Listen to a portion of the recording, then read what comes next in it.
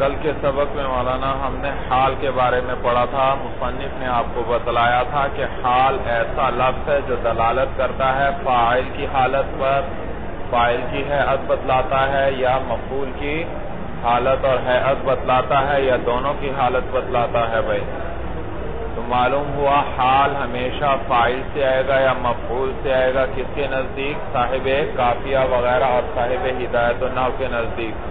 جبکہ ابن مالک رحمہ اللہ ان کے نزدیک جو ہے حال مطلق حیت بیان کرنے کے لیے آتا ہے، فاعل یا مفعول ہونا ضروری نہیں. جس ذوالحال کا فاعل یا مفعول ہونا ضروری نہیں ہے. بھائی تو چنانچہ صاحب کافیہ وغیرہ کے نزدیک حال ہمیشہ یا تو فاعل سے آئے گا یا مفعول سے، اور پھر وہ فاعل یا مفعول یا تو لفظوں کے اعتبار سے عبارت میں فاعل اور مفعول بن رہے ہوں گے، یا عبارت میں تو نہیں بن رہے لیکن معنی کے اعتبار سے کیا ہے؟ فاعل یا مفعول بن رہے ہیں.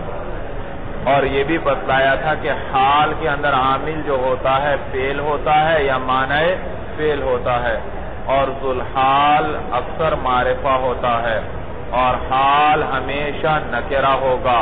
اور اگر کبھی معرفہ آ بھی جائے صورتاً تو ہم اس کی تعویل کر کے اس کو کیا بنا دیں گے؟ نکرہ بنا دیں گے. جیسے وحدہ معرفہ حال آ رہا تھا، جاءنی زید وحدہ، تو ہم نے اس کو تعویل کر کے کس تعویل میں کر لیا تھا؟ منفردن کی تعویل میں کر کے نکرہ بنا لیا تھا. اور میں ضابطہ یہ بھی ذکر ہوا تھا کہ اگر حال نکرہ ذوالحال اگر نکرہ ہو تو حال جو ہے اس کو اس پر مقدم کرنا واجب ہے، کیونکہ حالت نسبی میں شبہ پڑے گا. شاید یہ موصوف صفت ہیں اگر آپ مؤخر رکھتے ہیں، تو لہذا اس شبے سے بچنے کے لیے، اس التباس سے بچنے کے لیے ضروری ہے کہ حال کو کیا کیا جائے؟ ذوالحال نکرہ پر مقدم کیا جائے. اور میں نے بتلایا تھا یہ اس وقت ہے جبکہ حال مفرد واقع ہو. اگر جملہ واقع ہو تو پھر اس کا مقدم یہ پھر مقدم نہیں مؤخر ہی رہے گا. بھائی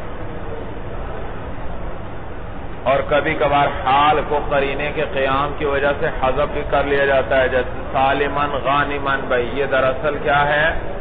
جانے والے مسافر کو کہتے ہیں. تو ترجع سالمن اور سالمن غانمن. اس کے بعد تمیز کے بارے میں پڑھا تھا کہ تمیز ایسا نکرہ ہے جس کو مقدار کے بعد ذکر کیا جائے اور وہ اس مقدار میں سے ابہام کو دور کر دے. اور مقداریں میں نے بتلائی تھی 5 قسم پر ہیں، یا تو عدد ہوگا، یا کیل ہوگا، یا وزن ہوگا، یا مسافت ہوگی. مساحت مانے مسافت، پیمائش، اور غیر یا اس کے علاوہ ہوگا. بھئی یعنی اندازہ وغیرہ. جیسے ہر ایک کی مثال انہوں نے ذکر کی، عندی 20 درہمن. تو یہ درہمن کیا ہے؟ تمیز ہے، اس نے عدد سے ابہام کو دور کیا. اسی طرح قفیزانی یہ کیل ہے مولانا، اس سے برن یہ تمیز ہے، اس نے ابہام کو دور کیا. اور کبھی کبھار بتلایا تھا کہ غیر مقدار سے بھی تمیز آ جایا کرتی ہے، ھذا خاتم حدیدن. لیکن یہ جو غیر مقدار سے تمیز آتی ہے اس کے اندر جر زیادہ ہے. اکثر اس کو کیا بنا دیتے ہیں؟ مضاف الیہ. اور مضاف الیہ پر کیا آتا ہے؟ جر. تو اس پر بھی کیا آئے گا؟ جر. اور کبھی کبھار جملے کے بعد بھی تمیز آیا کرتی ہے، جو جملے کے اندر جو نسبت ہے مولانا اس نسبت سے کیا کرتی ہے؟ ابہام کو دور کر دیتی ہے. اس کے بعد مستثنیٰ کے بارے میں ہم نے پڑھا تھا. مستثنیٰ وہ ہے جس کو الا اور اس کے اخوات کے بعد ذکر کیا جاتا ہے. کس لیے ذکر کیا جاتا ہے؟ یہ بتلانے کے لیے کہ وہ چیز جو ماقبل یعنی مستثنیٰ منہ کی طرف جس کی اضافت نسبت ہو رہی ہے وہ اس مستثنیٰ کی طرف منسوب نہیں ہے. جاءنی طلاب درجۃ الثانیہ، میرے پاس درجہ ثانیہ والے طالب علم آئے، الا زیدن مگر زید. تو کیا معنی کہ وہ چیز مجیعت جو منسوب ہے ماقبل کی طرف وہ زید کی طرف منسوب نہیں.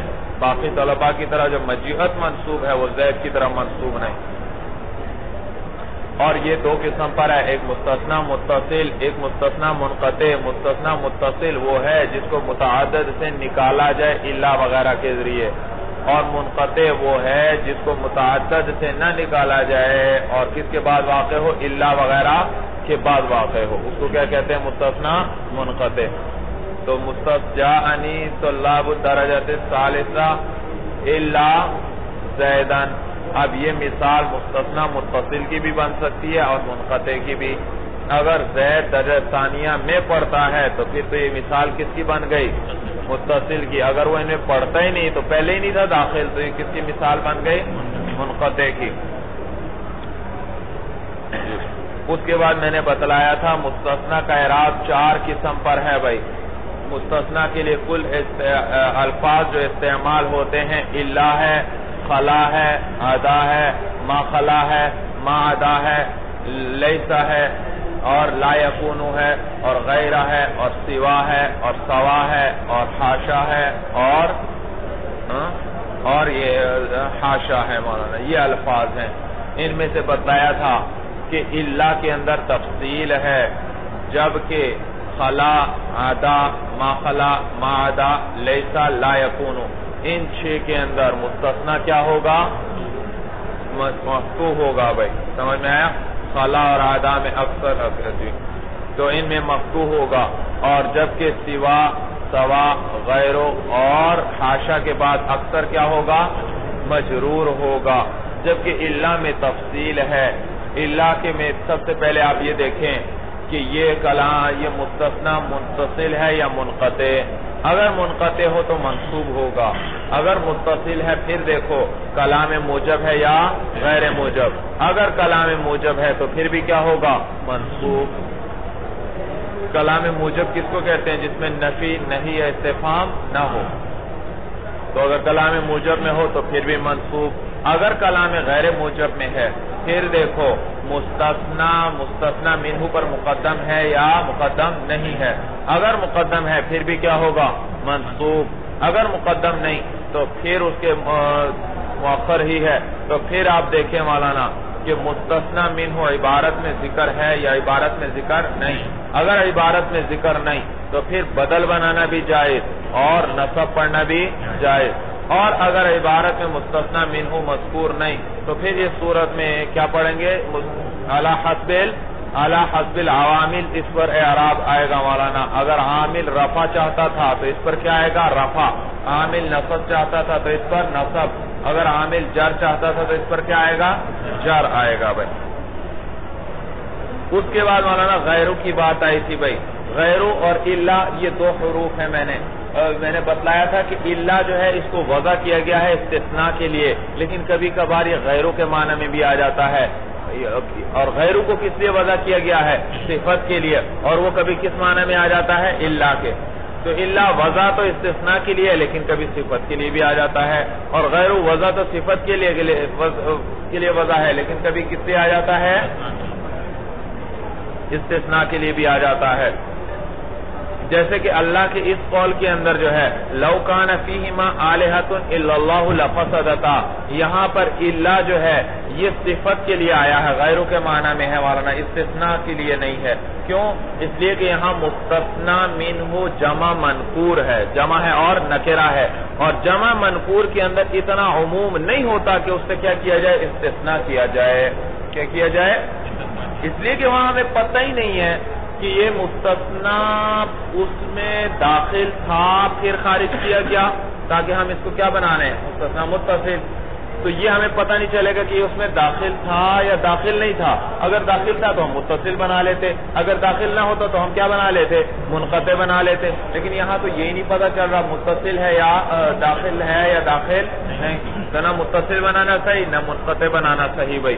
تو یہاں وجہ معنی ہے معنوی، لفظی ہے، لفظی وجہ ہے، کیونکہ مستثنی منہ کیا آ رہا ہے؟ جمع منکور ہے. تو یہ لفظی وجہ ہے جس کی وجہ سے یہاں الا کو استثناء کے معنی میں ہم نہیں لے سکتے اس لفظ کی وجہ سے. اور لا الہ الا اللہ کے اندر بھی الا جو آیا ہے مولانا وہ آیا ہے کس کے لیے؟ صفت کے لیے آیا ہے، صفت کے لیے. لیکن وہاں پر معنوی وجہ ہے، اس لیے کہ یہ الا جو ہے یہاں پر ہم یا تو مستثنی متصل کے لیے لیتے یا اس کو منقطع کے لیے لیتے، لیکن دونوں معنی دونوں صورتوں میں توحید کے خلاف ہیں. اگر متصل کے لیے لیتے تو اس کا متصل کس کو کہتے ہیں؟ کہ جس کو جو پہلے داخل تھا پھر الا کے ذریعے اس کو کیا کر دیا گیا؟ خارج کر دیا گیا. تو مستثنی کون؟ لفظ اللہ، اور ذات باری تعالیٰ کیا ہے؟ معبود حق ہے، اور وہ داخل بھی پھر کس میں ہوں گے؟ معبودان حق ہی میں داخل ہو سکتے ہیں۔ تو معلوم ہوا لا الہ جن کی نفی کی جا رہی ہے وہ کس کی نفی ہو رہی ہے؟ معبودان حق کی، اور یہ مستثنا آپ بنانا چاہ رہے ہیں متصل، تو لازمی بات ہے متصل کے لیے پہلے کیا فرض کرنا پڑتا ہے کہ داخل تھا پھر اس کو کیا کیا گیا؟ خارج کر دیا گیا۔ تو خارج کرنے کے بعد باقیوں کی کیا کر دی گئی؟ نفی کر دی گئی، لیکن کم از کم ایک لمحے کے لیے تو آپ کو کیا ماننا پڑے گا؟ معبودان حق کو ماننا پڑے گا، تاکہ پھر اس کے بعد ہم کیا کریں؟ استثناء کریں۔ تو بعد میں استثناء کے بعد تو باقی سب کی نفی ہو گئی، صرف ذات باری تعالیٰ کا اس بات ہوا، لیکن ایک لمحے کے لیے کیا فرض کرنا پڑا؟ کہ پہلے داخل تھے، پھر کیا کیا؟ جب داخل مان لیا تو معلوم ہوا معبودان حق کو بھی آپ نے ایک لمحے کے لیے مان لیا، بطور فرض کے ہی چاہے مانا، کیونکہ استثناء کو صحیح کرنا ہے نا۔ مستثنا متصل کہتے ہی کس کو ہے؟ متعدد سے نکالا جائے، تو استثناء کو صحیح کرنے کے لیے ضروری ہے فرض تو کرنا پڑے گا نا آپ کو کہ یہ متعدد میں داخل تھا، پھر اس کو کیا کیا گیا؟ خارج کیا گیا۔ تو ایک لمحے کے لیے کم از کم آپ کو پہلے فرض کرنا پڑا معبودان حقیقی بہت سارے، پھر بعد میں چاہے آپ نفی کرتے رہیں، لیکن ایک لمحے کے لیے تو مولانا معبودان حقیقی آپ نے بہت سارے مان لیے، اور شرک آ گیا مولانا، تو یہ معنی کیا ہے؟ توحید کے خلاف ہے۔ اور اگر آپ اس کو مستثنا منقطع بنائیں تو منقطع بنانا بھی صحیح نہیں، اس لیے کہ مستثنا منقطع وہ کہتے ہیں جو پہلے سے داخل ہی نہ ہو، اور پہلے سے داخل کی صورت میں نہیں ہو رہا کہ ہم لا الہ سے کون سے الہ کی نفی مراد لیں؟ معبودان باطلہ کی۔ تو معبودان باطلہ جب مراد لیے، اب اللہ تعالیٰ ان میں داخل نہیں، کیونکہ اللہ تعالیٰ تو معبود حقیقی ہیں، تو یہ مستثنا منقطع بنانے کے لیے ضروری ہے کہ دونوں الگ الگ ہوں والا۔ تو جب ہم نے نفی کی کس کی معبودان باطلہ کی تو بھئی معبودان باطلہ کی تو نفی ہو گئی، اور معبودان حقیقی کی نفی ہوئی؟ معبودان حق کی نفی نہیں ہوئی۔ تو صرف آپ نے کہا جھوٹا خدا اور جھوٹے خدا نہیں ہیں، تو بھئی صرف جھوٹے کی نفی کی، معلوم ہوا سچے کا امکان تو ہے، تو یہ معنی بھی توحید کے کیا ہوئے؟ خلاف ہوئے۔ بات سب کو سمجھ میں آئی بھئی؟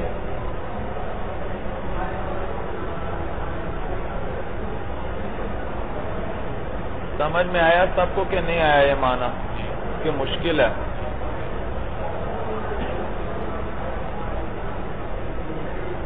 سمجھ میں آیا؟ تو معبودان دو قسم کے ہو سکتے ہیں، ایک حق ایک باطل۔ اگر لا الہ سے مراد لیتے ہو نفی کس کی؟ معبودان حق کی، تو یہ متصل بن جائے گا۔ اگر لا الہ سے نفی مراد لیتے ہو معبودان باطل کی، تو یہ مستثنا منقطع بن جائے گا۔ اور میں نے اس تقریر میں بتلا دیا کہ دونوں صورتیں توحید کے خلاف ہیں۔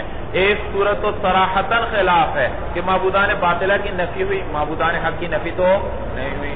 آپ کہہ رہے ہیں اللہ کے علاوہ اللہ صرف ایک معبود حقیقی اللہ ہے، کوئی معبود باطل اور نہیں ہے، معلوم ہے معبودان حق کی نفی تو نہیں ہو سکتا اور معبود حقیقی موجود ہوں، اور دوسری صورت میں آپ کو فرض کرنا پڑا، تو دونوں معنی صحیح ہیں۔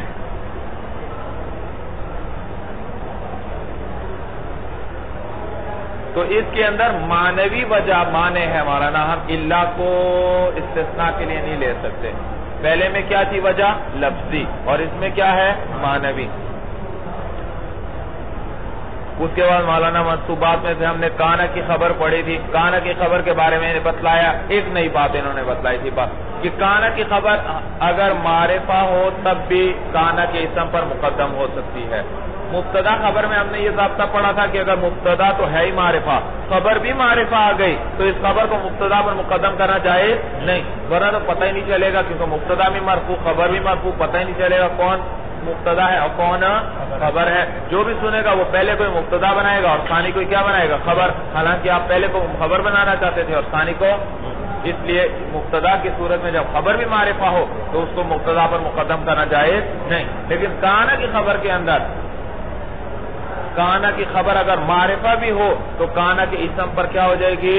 مقدم ہو سکتی ہے، لیکن میں نے بتایا تھا یہ اس جگہ پر ہوگا صرف جہاں دونوں میں اعراب لفظی کے ذریعے پتہ چل رہا ہو، اس لیے کہ کانا کا اسم ہوتا ہے مرفوع، کانا کی خبر ہوتی ہے منصوب، تو وہ رفع اور وہ نصب بتلا دے گا، چاہے آپ مقدم مؤخر بھی کر دیں کہ کون خبر ہے اور کون کانا کا اسم ہے۔ ہاں جہاں ایسا نہ ہو، جہاں پتہ اعراب لفظی نہیں آ رہا دونوں پر، اس صورت میں پھر کانا کی خبر کو بھی کانا کے اسم پر مقدم کرنا جائز نہیں۔ اس کے بعد مولانا انا کی منصوبات میں سے انا کا اسم پڑھا تھا، انا کے یہ بھی منصوب ہوتا ہے۔ اس کے بعد لا نفی جنس کا اسم بتلایا تھا، وہ بھی منصوب ہوتا ہے، لیکن اس کے منصوب ہونے کے لیے 3 شرائط تھی مولانا۔ لا نفی جنس کے اسم کے منصوب ہونے کے لیے کتنی شرائط تھی؟ 3 شرط۔ پہلی شرط کیا تھی؟ اس کے ساتھ ملا ہوا ہو۔ دوسری شرط کیا تھی؟ نکرہ ہو۔ تیسری شرط کیا تھی؟ مضاف ہو یا مشابہ مضاف ہو۔ تو لا نفی جنس کا اسم منصوب ہوگا 3 شرطوں کے ساتھ، اس کے لا کے ساتھ ملا ہوا ہو، نکرہ ہو اور مضاف ہو یا مشابہ مضاف ہو۔ جیسے لا غلام رجل فی الدار، تو دیکھو لا غلام رجل، غلام کیا ہے؟ لا کے ساتھ ملا ہوا ہے اور نکرہ بھی ہے اور مضاف بھی ہے، کس کی طرف؟ رجل کی طرف۔ یا جیسے لا 20 درہمن فی الدیر، تو دیکھو 20 لا کے ساتھ ملا ہوا ہے مولانا اور نکرہ بھی ہے اور مضاف تو نہیں بلکہ یہ کیا ہے؟ مشابہ مضاف ہے۔ مشابہ مضاف کس کو کہتے تھے؟ وہ اسم جس کا معنی بغیر دوسرے اسم کے ملائے پورا نہ ہوتا ہو۔ تو یہاں بھی 20 کا پتہ ہی نہیں چلتا ہمیں 20 سے کیا مراد ہے، کتابیں مراد ہے، قلم مراد ہے، بستے مراد ہے۔ تو آگے جب درہمن آیا اس نے ہمیں بتایا کہ 20 سے کیا مراد ہے، تو یہاں جب تو یہ بھی مولانا محتاج ہے تمیز کا۔ اچھا، اس کے بعد اگر ان میں سے کوئی ایک شرط بھی نہ پائی گئی تو پھر صورتحال مختلف ہوگی۔ مثلا اگر آخری شرط نہ پائی گئی، پہلی شرط بھی ہے، ساتھ بھی ملا ہوا ہے، دوسری شرط بھی ہے، نکرہ بھی ہے، تیسری شرط نہیں ہے، مضاف یا مشابہ مضاف نہیں، تو پھر اس کا اعراب کیا ہوگا؟ مبنی علی الفتح ہوگا۔ لا رجل فی الدار، یہ ساتھ بھی ملا ہوا ہے، نکرہ بھی ہے، لیکن مضاف یا مشابہ مضاف نہیں ہے۔ اور مولانا یہ لا رجل فی الدار، تو بھائی اس کو مبنی کیوں کہتے ہو؟ اس کو معرب کیوں نہیں کہتے؟ مفتوح کہہ دو، نہیں اس کو منصوب کہہ دو۔ کہتے ہیں نہیں بھائی، اگر یہ معرب ہوتا تو اس پر تنوین آنی چاہیے تھی، اور اس پر تنوین آ رہی ہے، اس وقت تنوین نہیں آ رہی، معلوم ہوا یہ مبنی ہے، معرب پر تو تنوین آتی، ورنہ کوئی مانع تنوین تو کوئی ہے نہیں ورنہ۔ اور اگر مولانا اور ان پہلی 2 شرطوں میں سے کوئی نہ پائی گئی، مثلا نکرہ نہیں ہے بلکہ کیا آیا؟ معرفہ آیا، یا نکرہ تو ہے لیکن ساتھ نہیں ملا ہوا بلکہ درمیان میں کیا آ گیا؟ فاصلہ آ گیا، تو اس صورت کے اندر مولانا رفع آئے گا لا کے اسم پر، اور لا کا تکرار ہوگا، دوبارہ ایک اور لا لانا پڑے گا اور اس کے ساتھ ایک اور اسم کو لانا پڑے گا۔ جیسے لا زید فی الدار ولا عمر، تو زید دیکھو معرفہ تھا، معرفہ ہے، اور دوسری شرط ہماری نکرہ ہونا چاہیے، تو اب لہذا چونکہ یہ معرفہ آیا، دوسری شرط نہیں پائی گئی، اب رفع پڑھیں گے، لا زید فی الدار ولا عمر۔ اور اگر پہلی شرط نہیں ہے، ساتھ نہیں ملا ہوا، مثلا لا فی الدار رجل ولا امرأۃ، تو دیکھو لا فی الدار رجل، لا کا اسم رجل نکرہ تو ہے لیکن ساتھ نہیں ملا ہوا، درمیان میں کیا آ گیا؟ فاصلہ آ گیا، تو اس صورت کے اندر لا کا تکرار بھی ہوگا اور ایک اور اسم بھی آئے گا، لا رجل فی الدار ولا امرأۃ، تو اس صورت میں تکرار ہے اور رفع آیا دونوں پر مولانا۔ اور لا حول ولا قوت الا باللہ جیسی ترکیبوں میں بھائی اس جیسی ترکیبوں سے کس قسم کی ترکیبیں مراد ہیں؟ بھائی اس سے مراد وہ ترکیبیں ہیں جن میں لا مقرر آ رہا ہو، لا مقرر ہو بواسطہ عطف کے، اور ہر ایک کے بعد نکرہ ہو مولانا بغیر فصل کے، لا کا بھی تکرار ہو اور بواسطہ عطف کے درمیان میں حرف عطف آئے، اور دونوں لا کے ساتھ کیا آ رہا ہو؟ نکرہ ملا ہوا آ رہا ہو، لا حول ولا قوت، تو دیکھو 2 لا ہے، عطف ہے، اور دونوں کے ساتھ اسم کیا ہے؟ ملا ہوا ہے۔ اس قسم کی ترکیبوں میں 5 وجہ پڑھنا جائز تھی مولانا، دونوں پر فتحہ پڑھنا بھی جائز تھا، لا حول ولا قوت الا باللہ، رفع بھی لا حول ولا قوت الا باللہ، فتح اول نصب ثانی لا حول ولا قوت الا باللہ، فتح اول رفع ثانی لا حول ولا قوت الا باللہ، اور رفع اول فتح ثانی لا حول ولا قوت الا باللہ۔ اور کبھی کبھار لا کے اسم کو حذف بھی کر دیتے ہیں جبکہ قرینہ وہاں موجود ہو، جیسے لا علیکہ اللہ لا بأس علیکہ بھائی، تو دیکھو لا علیکہ میں قرینہ موجود ہے. قرینہ کیا ہے یہاں پر کہ لا علی جارہ پہ داخل ہو رہا ہے، اور یہ لا جو ہے یہ تو کس پر داخل ہوتا ہے؟ اسم پر داخل ہوتا ہے، حرف جر پر داخل نہیں. معلوم ہوا یہاں اس کا اسم محذوف ہے لا بأس علیکہ. اس کے بعد مولانا ما لا مشابہ بلیسا کی خبر پڑی تھی بھائی. ما لا مشابہ بلیسا کی خبر جو ہے یہ منصوب ہوتی ہے. کیا ہوتی ہے؟ منصوب. ما رجل ما زید قائما، سمجھ میں آیا؟ تو خبر کو اس نے کیا دیا؟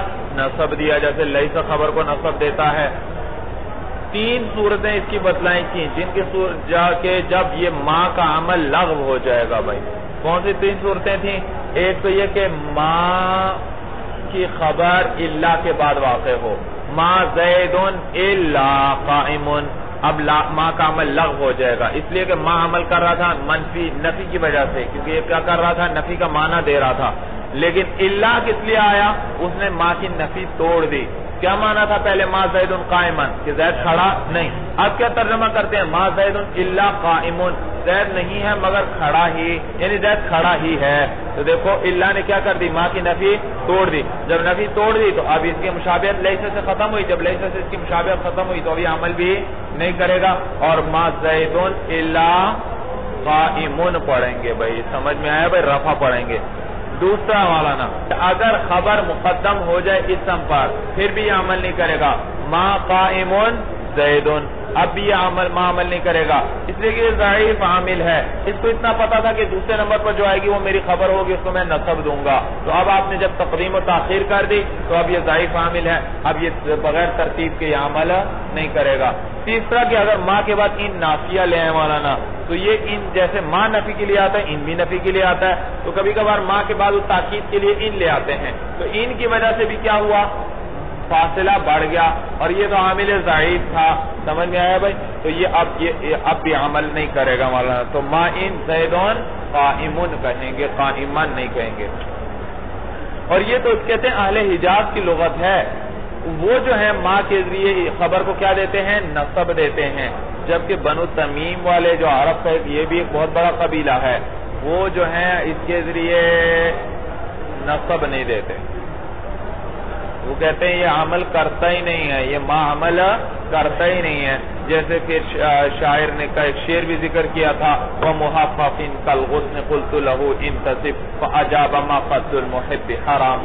تو ما قتل المحب، قتل المحب ما کا اسم، اور حرام ما کی خبر، اور یہ خبر کیا ہے؟ مرفوع ہے. معلوم ہوا یہ بنو تمیم کا شاعر کہہ رہا ہے، معلوم ہوا کہ وہ بنو تمیم والے اس کی خبر کو نصب نہیں دیتے.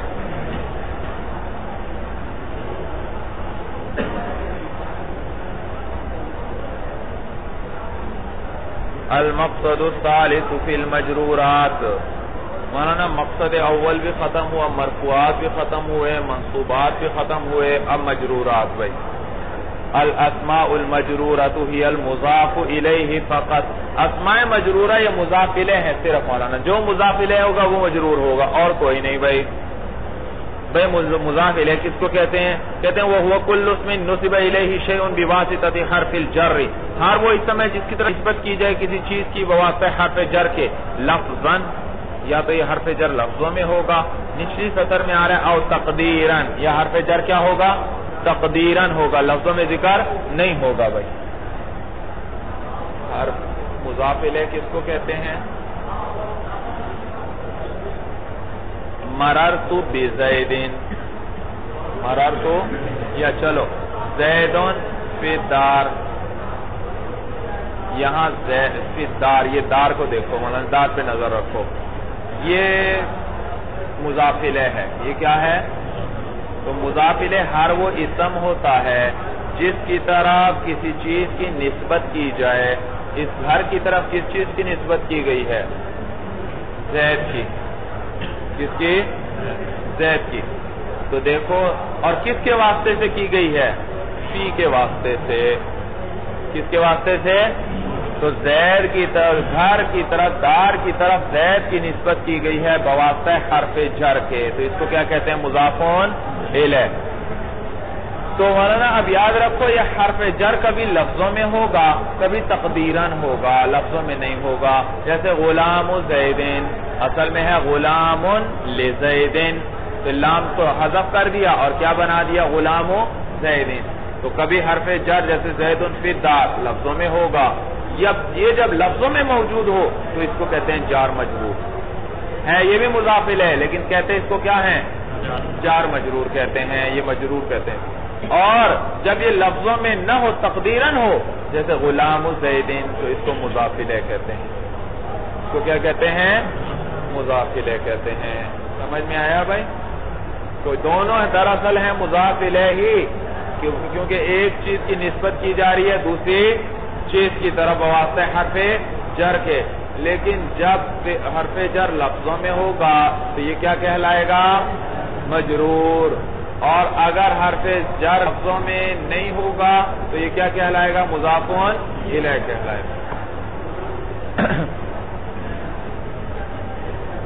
الاسماء المجرورۃ ہی المضاف الیہ فقط، اسماء مجرورہ صرف مضاف الیہ ہے، وہ کل اسم، ہر وہ اسم ہے نسب الیہ شیء جس کی طرف کسی چیز کی نسبت کی جائے، بواسطہ حرف الجر، بواسطہ حرف جر کے، لفظاً وہ حرف جر کیا ہوگا؟ جیسے مررت بزیدین، تو دیکھو با حرف جر لفظوں میں ہے۔ ویعبر عن هذا الترکیب فی الاصطلاح بانہ جار و مجرور، اور تعبیر کیا جاتا ہے اس ترکیب کو اصطلاح نحو کے اندر کہ یہ جار اور مجرور ہے۔ اور تقدیراً یہ حرف جر تقدیراً ہوگا، جیسے غلام زیدین، تقدیر ہو غلام لزید، تقدیر عبارت کیا ہے؟ غلام لزید۔ ویعبر عنہ بالاصطلاح بانہ مضاف و مضاف الیہ، اور اصطلاح نحو میں اس کو تعبیر کس سے کیا جاتا ہے؟ مضاف الیہ کے ساتھ۔ ویجب تجرید المضاف عن التنوین او ما یقوم مقامہ، واجب ہے مضاف کو خالی کرنا تنوین سے یا ما یقوم مقامہ، جو تنوین کے قائم مقام ہو بھائی۔ مضاف پر یاد رکھو یہ پہلا مضاف کہلاتا ہے، ثانی مضاف الیہ کہلاتا ہے۔ مضاف پر کبھی بھی تنوین نہیں آئے گی، یا جو تنوین کے قائم مقام ہوتا ہے وہ بھی نہیں۔ بھائی تنوین کے قائم مقام کیا چیز ہوتی ہے؟ کہتے ہیں نون تثنیہ اور نون جمع، نون تثنیہ اور نون، یہ آگے آ رہا ہے تو یہ نون تثنیہ بھی نہیں آئے گا۔ دیکھو مولانا غلامانی، اس کی اضافت کرو ذرا، پہلے تو تھا غلامن، اس کی اضافت کرو زید کی طرف، کیا کہتے ہیں؟ غلام زیدین، تو غلام سے کیا تنوین گر گئی، غلامانی۔ اب زید کی طرف اضافت کرو، غلام زیدین، نون جو تھا وہ قائم مقام کس کے تھا؟ تنوین کے، گر گیا۔ مسلمو مصرن، اصل میں کیا تھا؟ مسلمون مصر، نون کس وجہ سے گر گیا؟ تو جو تنوین ہے اور قائم مقام میں تنوین وہ چیزیں گر جائیں گی بھائی۔ وَيَجِبُ تَجْرِيدُ الْمُضَافِ عَنِ التَّنْوِينِ، اور واجب ہے مضاف الیہ کو خالی کرنا تنوین سے، وما یقوم مقامہ، اور یا جو اس کے قائم مقام ہو، وَهُوَ نُونُ التَّثْنِيَةِ وَالْجَمْعِ، اور وہ قائم مقام کیا ہے؟ نون تثنیہ ہے، نون جمع ہے۔ نحو جانی غلام زیدین، جس سے تنوین گری ہے، وغلام زیدین، جس سے نون تثنیہ گرا، ومسلم مصر، جس سے نون جمع گر گیا۔ وعلم ان الاضافت اعلی قسمین، جان لے تو کہ اضافت دو قسم پر ہے، معنویت و لفظیت، ایک اضافت لفظی ہے اور ایک اضافت ہے۔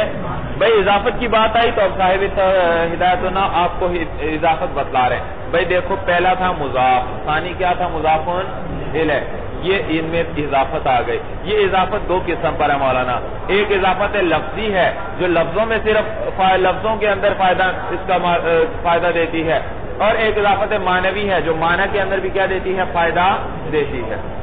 اضافت لفظی پہلے سمجھ لو بھائی، اضافت لفظی اس کو کہتے ہیں کہ صیغہ صفت کا ہو، صیغہ کون سا ہو؟ صفت کا۔ صفت کے صیغے سے مراد یہاں مولانا صرف اس میں فاعل، اس میں مفعول اور صفت مشبہ ہے۔ اس میں فاعل کا صیغہ ہو، اس میں مفعول کا صیغہ ہو، یا صفت مشبہ کا صیغہ ہو، اور یہ مضاف ہو رہا ہو اپنے معمول کی طرف۔ کس کی طرح مضاف ہو رہا ہو؟ اپنے معمول کی طرح مضاف ہو رہا ہو بھائی۔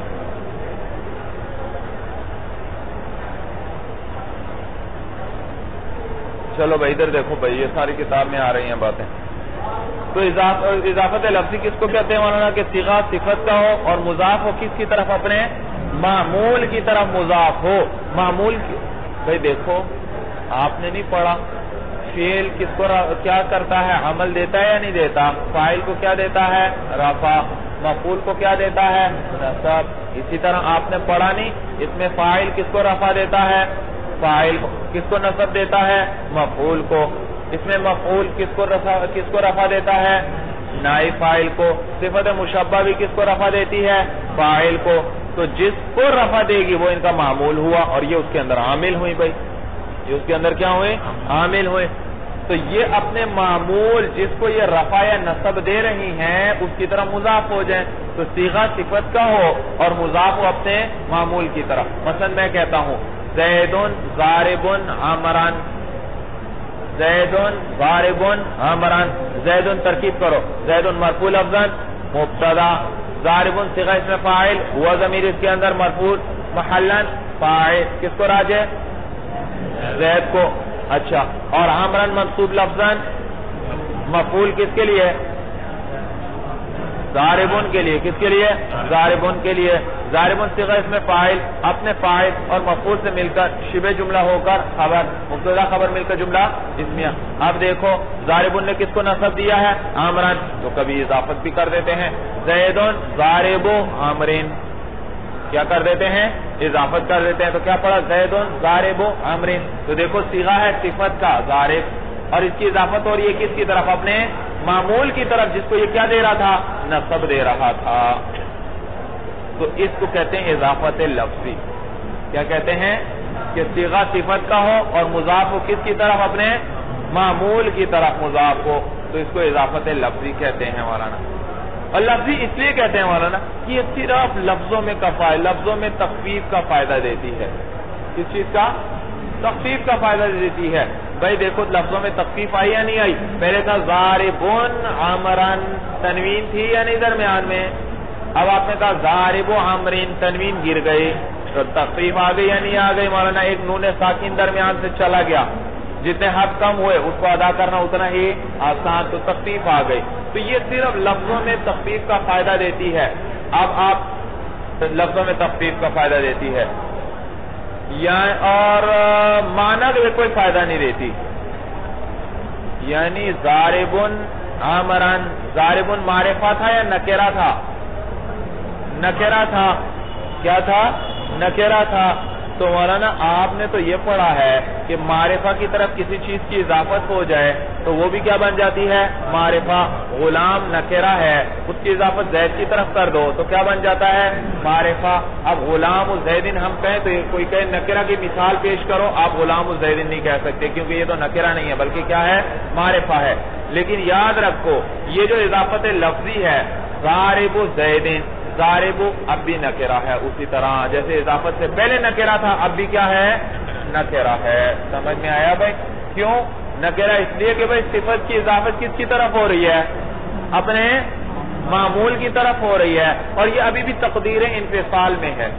کس میں ہے تقدیر انفصال میں ہے. تقدیر انفصال کا کیا معنی یعنی مضاف نے مضاف الیہ سے نہ تعریف اخذ کی ہے اور نہ ہی تخصیص اخذ کی ہے.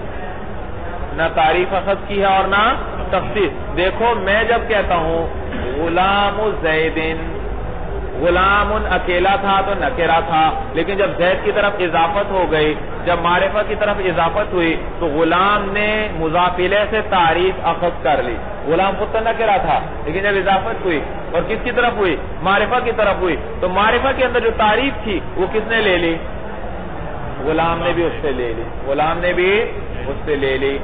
تو معرفہ کی طرف جب کسی چیز کی اضافت کی جائے تو مضاف جو ہوتا ہے اس معرفہ سے اضافت تعریف لے لیتا ہے, یعنی مضاف بھی کیا بن جاتا ہے معرفہ بن جاتا ہے اور معرفہ بن جاتا ہے. اور اگر اضافت یہ نکرہ کی طرف ہو غلام رجلن, غلام, تو یہ تخصیص اخذ لیتا ہے. کیا کر لیتا ہے تخصیص اس کے اندر پیدا ہو جاتی ہے. دیکھو میں نے کہا غلام, دنیا میں کتنے غلام تھے 1,00,000 مثلا, ساروں کے ساتھ ہی کہا رہا ہے, لیکن جب میں نے کہا غلام الرجلین تو غلام امرأہ سارے خارج ہو گئے مولانا، آدھے رہ گئے بھائی. تو غلام رجل نکرہ کی طرف اضافت کرنے سے اس میں کیا آ گئی؟ تخصیص آ گئی. پہلے 1 لاکھ پہ صادق آ رہا تھا، اب کتنے پر صادق آ رہا ہے؟ 50,000 پہ صرف صادق آ رہا ہے. صورت سمجھ میں آئی؟ تو جب بھی کسی چیز اسم کی اضافت کی جائے، معرفہ کی طرف اضافت ہو تو مضاف معرفہ بن جاتا ہے، نکرہ کی طرف اضافت ہو تو اس میں کیا آ جاتی ہے؟ تخصیص. لیکن یہ جو اضافت لفظی ہوتی ہے جس میں صفت کا صیغہ مضاف ہوتا ہے اپنے معمول کی طرف، یہ تقدیر انفصال میں ہوتا ہے. یعنی جیسے پہلے تھا اسی طرح اب بھی ہے. پہلے جیسے نکرہ تھا اب بھی نکرہ ہے. اس نے نہ مضاف الیہ سے، اگر مضاف الیہ اس کا معرفہ ہے جیسے ضارب عمرن تو اس سے اس نے تعریف اخذ نہیں کی. اور اگر یہ نکرہ ہوتا ضارب الرجلین تو اس صورت میں اس میں تخصیص نہ آتی. تو معلوم ہوا نہ اس میں چاہے اس کی معرفہ کی طرف اضافت ہو چاہے اس کی نکرہ کی طرف اضافت ہو، یہ نہ تعریف آئے گی اس کے اندر اور نہ ہی تخصیص آئے گی. تو ضارب ابھی بھی اسی طرح نکرہ کا نکرہ ہے. جیسے قرآن میں آیا ہے مولانا ھذا عارض ممطرنا، ھذا عارض ممطرنا، یہ بادل ہے ممطرنا، ایسا بادل جو ہم پہ بارش برسانے والا ہے. تو دیکھو ترکیب دیکھو، ھذا اس میں اشارہ مبتدا مرفوع محلا مبتدا، عارض ہاں بس یہاں بادل کے معنی میں اس کو چھوڑو، اس میں فاعل والی ترکیب کو. یہ موصوف، ممطرنا مضاف مضاف الیہ مل کر عارض کے لیے صفت، موصوف صفت مل کر خبر، مبتدا خبر مل کر جملہ اسمیہ خبریہ. بات یہ سمجھانا چاہتا ہوں جو عارض ہے موصوف، ممطرنا اس کی صفت، فوراً آپ کے ذہن میں اشکال آئے گا عارض تو ہے نکرہ، ممطرنا تو کیا ہے؟ مضاف مضاف الیہ ہے. اور اضافت بھی کس کی طرف ہو رہی ہے؟ نا ضمیر متکلم کی ضمیر کی طرف، اور جو چیز ضمیر کی طرف مضاف ہو وہ کیا بن جاتی ہے؟ معرفہ. جب وہ معرفہ بن گئی تو وہ عارضوں کے لیے صفات نہیں بن سکتی. تو جواب یہ کہ یہ اضافت لفظی ہے. یہ کیا ہے؟ اضافت ہے. تو یہ اصل میں تھا کیا؟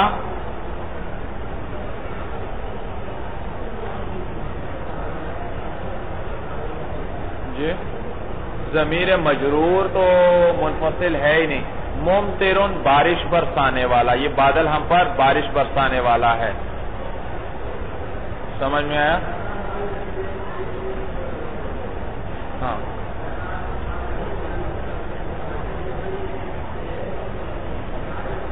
ہاں منصوب لاؤ ذرا، منصوب ضمیر، منصوب منفصل لاؤ مولانا.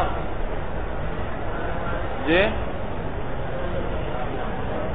ہاں جمع متکلم کی لے کر آؤ. یا ایانا، تو اصل میں تھا ممطرن ایانا. ممطرن بارش برسانے والا ہے، کس پر؟ ہمارے اوپر. پھر تو ممطرن صیغہ اس میں فاعل تھا، ایانا اس کے لیے کیا تھا؟ مفعول تھا مولانا. تو اس کو پھر ہم نے کیا کر دیا؟ اس میں کیا کر دیا؟ اضافت کر دی گئی مولانا. اور جب اضافت کر دی گئی تو یہ اضافت کس کی طرف ہوئی؟ صیغہ صفت کا ہے اور مضاف ہے کس کی طرف؟ اپنے معمول کی طرف مضاف ہے. اور یہ اضافت لفظی ہے، اور اضافت لفظی نہ تعریف کا فائدہ دیتی ہے اور نہ تخصیص کا. تو ممطرن جیسے پہلے نکرہ تھا اضافت سے پہلے، اب بھی کیا ہے؟ نکرہ. لہذا یہ معرفہ کی نکرہ کی صفت بن جائے گا. صورت سمجھ آ گئی بھائی؟ یہ اضافت لفظی ہے. اس اضافت لفظی کے علاوہ باقی ساری اضافتیں معنوی ہیں. تو اس نے صرف لفظوں میں فائدہ دیا، کس چیز کا؟ تخفیف کا. تنوین کیا ہوئی؟ گر گئی. جبکہ باقی ساری اضافتیں وہ یا تعریف کا فائدہ دیتی ہیں جبکہ مضاف الیہ کیا ہو؟ معرفہ ہو، یا تخصیص کا فائدہ دیتی ہیں جبکہ مضاف الیہ کیا ہو؟ نکرہ ہو. صورت سمجھ میں آ گئی؟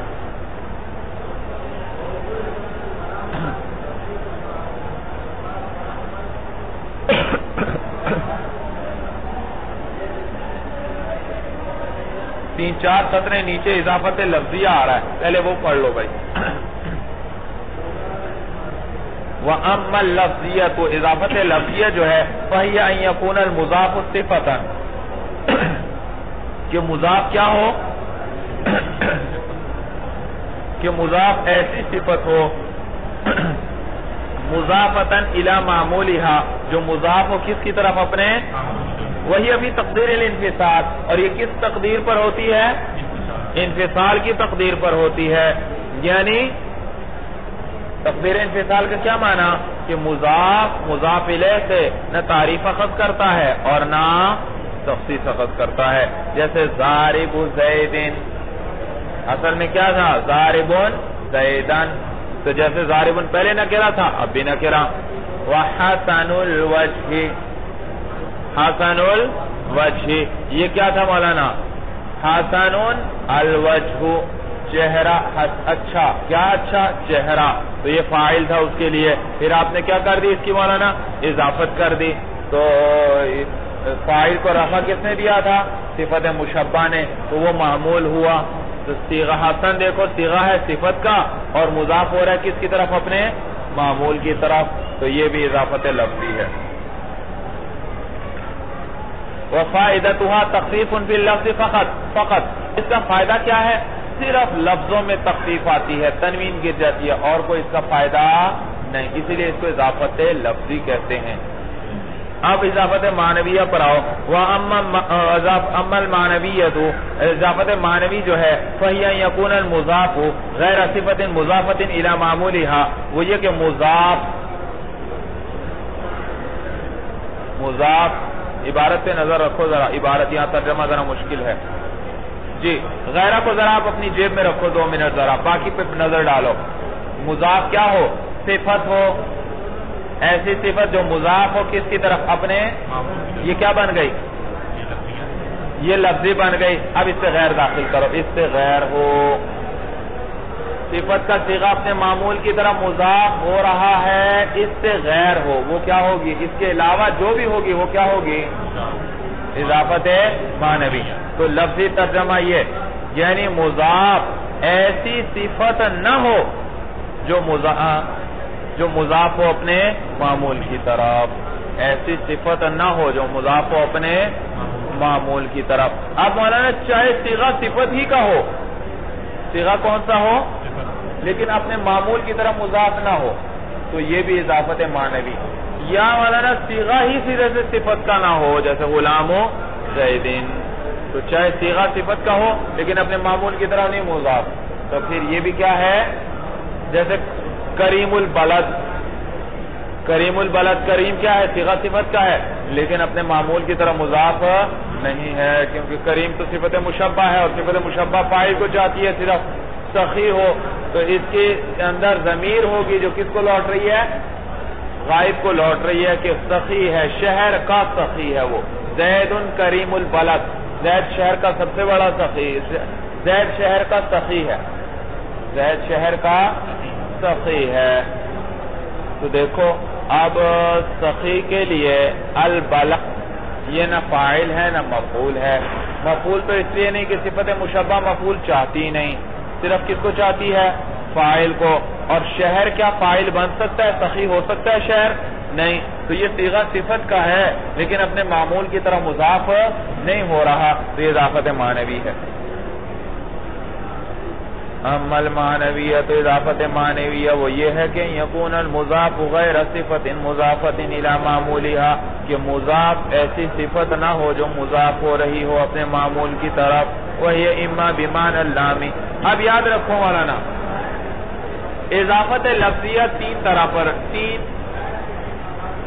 یا تو یہ اضافت یا بھئی آپ نے پڑھا اضافت کے اندر کوئی کیا ہوگا حرف مقدر ہوگا تو یہاں کون سا حرف مقدر ہوگا کہتے ہیں کبھی مین ہوگا کبھی لام ہوگا کبھی فی جیسے غلام زیدن میں کیا مقدر تھا لام غلام لے زید تو کبھی مین کبھی لام کبھی فی کہاں پر مین ہوگا کہاں لام کہاں فی تو یہ آسان سی بات ہے دیکھو یہ ہے مضاف یہ ہے مضاف الیہ اگر مضاف الیہ مضاف کے لیے ظرف ہے تو پھر کیا مقدر ہوگا فی اگر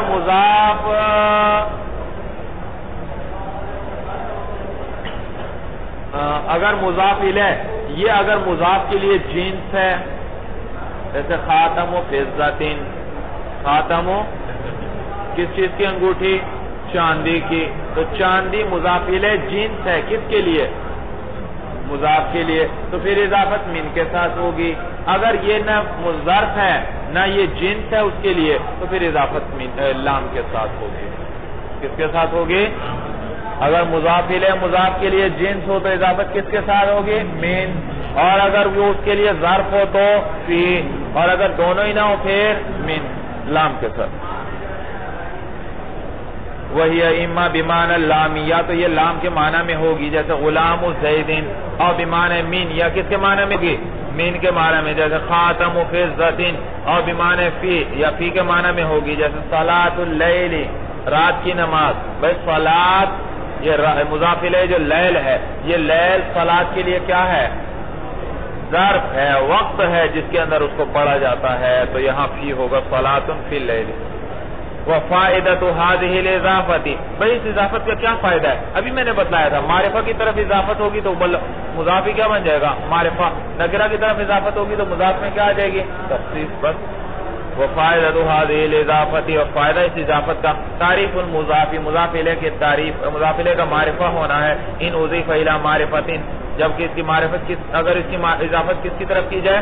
معرفت کی طرف، کما مرہ جیسے گزرا. اور تخصیص ہو یا تخصیص ہے مولانا ان اضیف الی نکرۃ، اگر اس کی اضافت کس کی طرف کی جائے؟ نکرہ کی طرف. غلام رجل، جیسے غلام.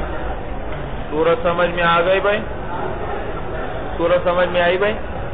تو یہ دیکھو اس نے معنی کا فائدہ دیا، معنی کے اندر تخصیص آ گئی یا تعریف، اس لیے اس کو اضافت معنوی کہتے ہیں.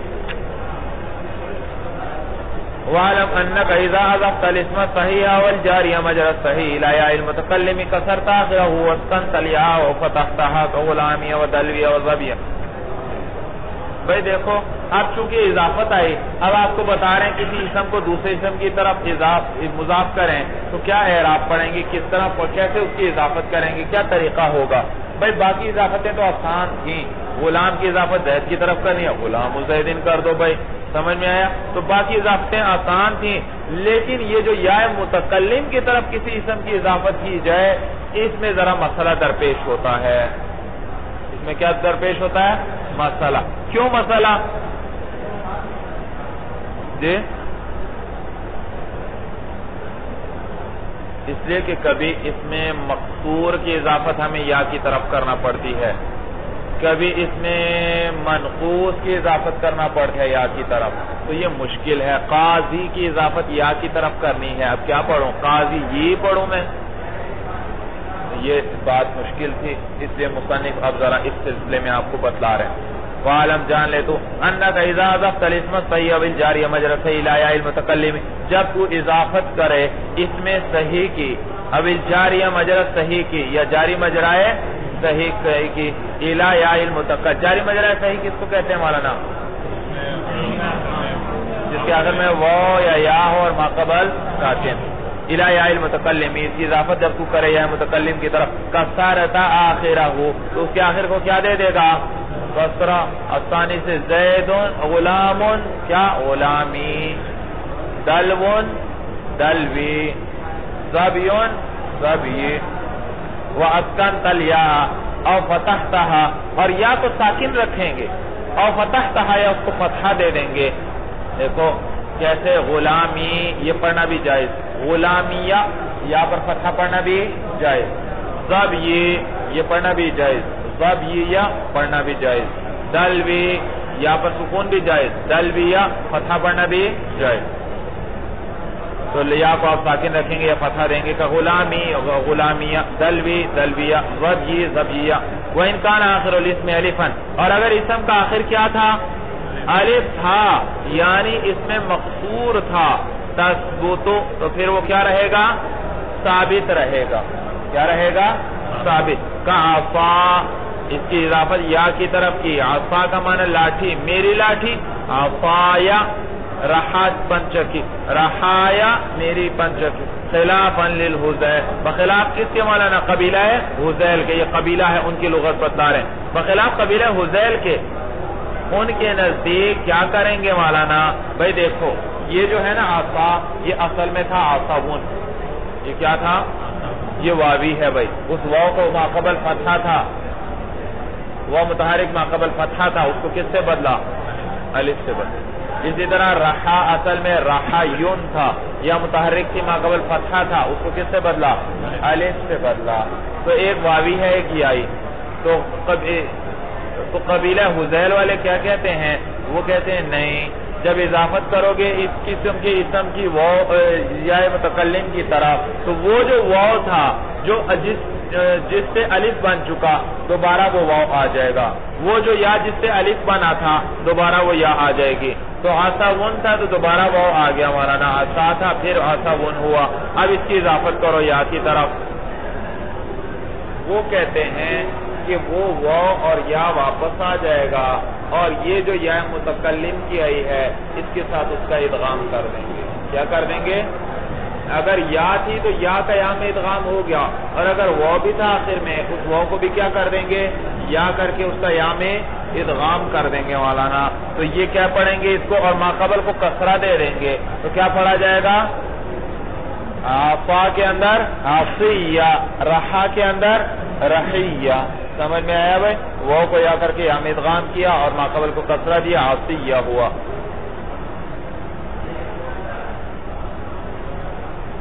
وَإِنْ كَانَ آخِرُ الْإِسْمِ يَن مَكْسُورًا مَا قَبْلَهَا، اور اگر اسم کے آخر میں ایسی یا تھی مکسوراً ما قبلہا، جس کا ما قبل کیا تھا؟ مکسور تھا. ادغمت الياء فی الیاء، تو پھر آپ اس کو یا میں ادغام کر دیں. وفتحت الياء الثانیۃ، اور یا ثانی کو کیا کر دیں؟ فتحہ دے دیں. لئلا یلتقی الساکنان، تاکہ التقاء ساکنین لازم نہ آئے. تقول فی قاضی، قاضی دیکھو یا ہے آخر میں اسم کے اور ما قبل کسرہ ہے، اس بھی یا کی طرف اضافت کرنی ہے. تو پھر یا کو ایک اور ملا کر ادغام کیا قاضی، اور پھر یا پر کیا دیا؟ فتحہ، کیونکہ ورنہ تو کیا لازم آ رہا تھا؟ اجتماع ساکنین، کیونکہ ثانی یا بھی ساکن تھی، اول کو بھی ساکن کیا، اول بھی ساکن ہے. وَإِنْ كَانَ آخِرُهُ وَاوًا مَضْمُومًا مَا قَبْلَهَا، اور اگر اسم کے آخر میں واو تھا، ایسا واو مضمومًا مَا قَبْلَهَا، جس کا ما قبل کیا تھا؟ مضموم تھا.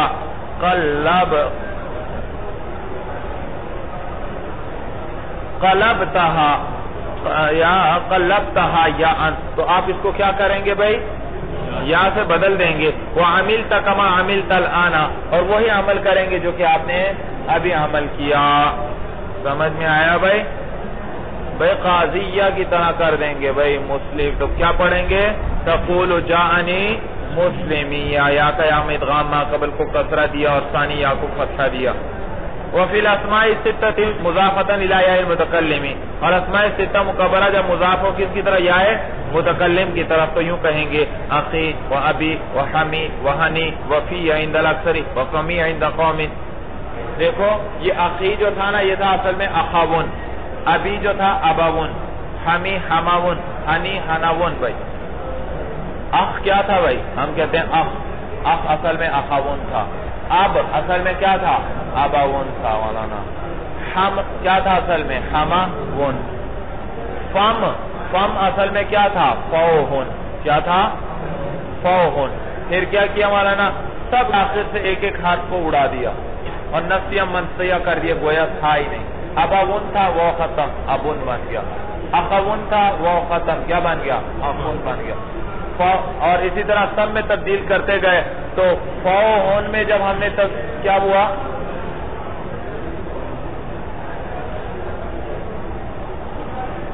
کیا ہوا؟ فوہن تھا تو فوہن کے سے بھی آخر سے ہم نے ہا کو کیا کیا؟ گرا دیا. تو کیا بن گیا؟ فوہن. کیا رہ گیا بھائی؟ ابن اخن ہمن بنایا نہیں، تو اب وہ بھی تنوین آ گئی فوہن. اور یہ وہ متحرک ہے اور ماقبل فتحہ ہے، اس وہ کو کس سے بدلنا پڑے گا؟ الف سے بدلنا پڑے گا. تو کیا بن جائے گا؟ فن. اور پھر وہ الف کیا اجتماعی ساکنین سے گر جائے گا، کیا بن جائے گا؟ فن. تو دیکھو ایک حرف رہ گیا. کیا رہ گیا؟ تو لہذا جب فوہن کے آخر سے ہا کو حذف کیا تو پھر اس واو کو میم سے بدل دیا. اس واو کو کس سے بدل دیا؟ تو فامن کو کر دیا ہم نے فامن. کیوں کیا ہم نے واو کو میم سے کیوں بدلا؟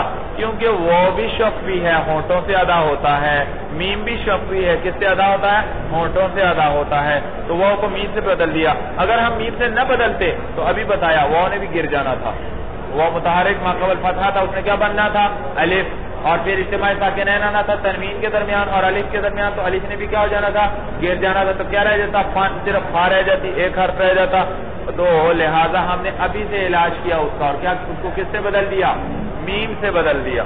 کس سے؟ تو لہذا جب اضافت کریں گے تو کہیں گے فمی. کیا کریں گے؟ اضافت فمی. لیکن اکثر کہتے ہیں کہ جب اضافت کرو گے وہ واو واپس لے آؤ. بھائی کیا کرو؟ وہ واو واپس لے آؤ. تو کیا ہوا؟ واو اور یا جمع ہو گئے، اور واو اور یا جمع ہو جائے تو کیا کرتے ہیں؟ واو کو بھی یا کر کے یا میں ادغام کرتے ہیں، اور ما قبل کو پھر یا کی وجہ سے ہم کیا لیں گے؟ کسرہ. تو کیا پڑھیں گے؟ فی یا. کیا پڑھیں گے؟ فی یا. سورج سمجھ میں آ گئی؟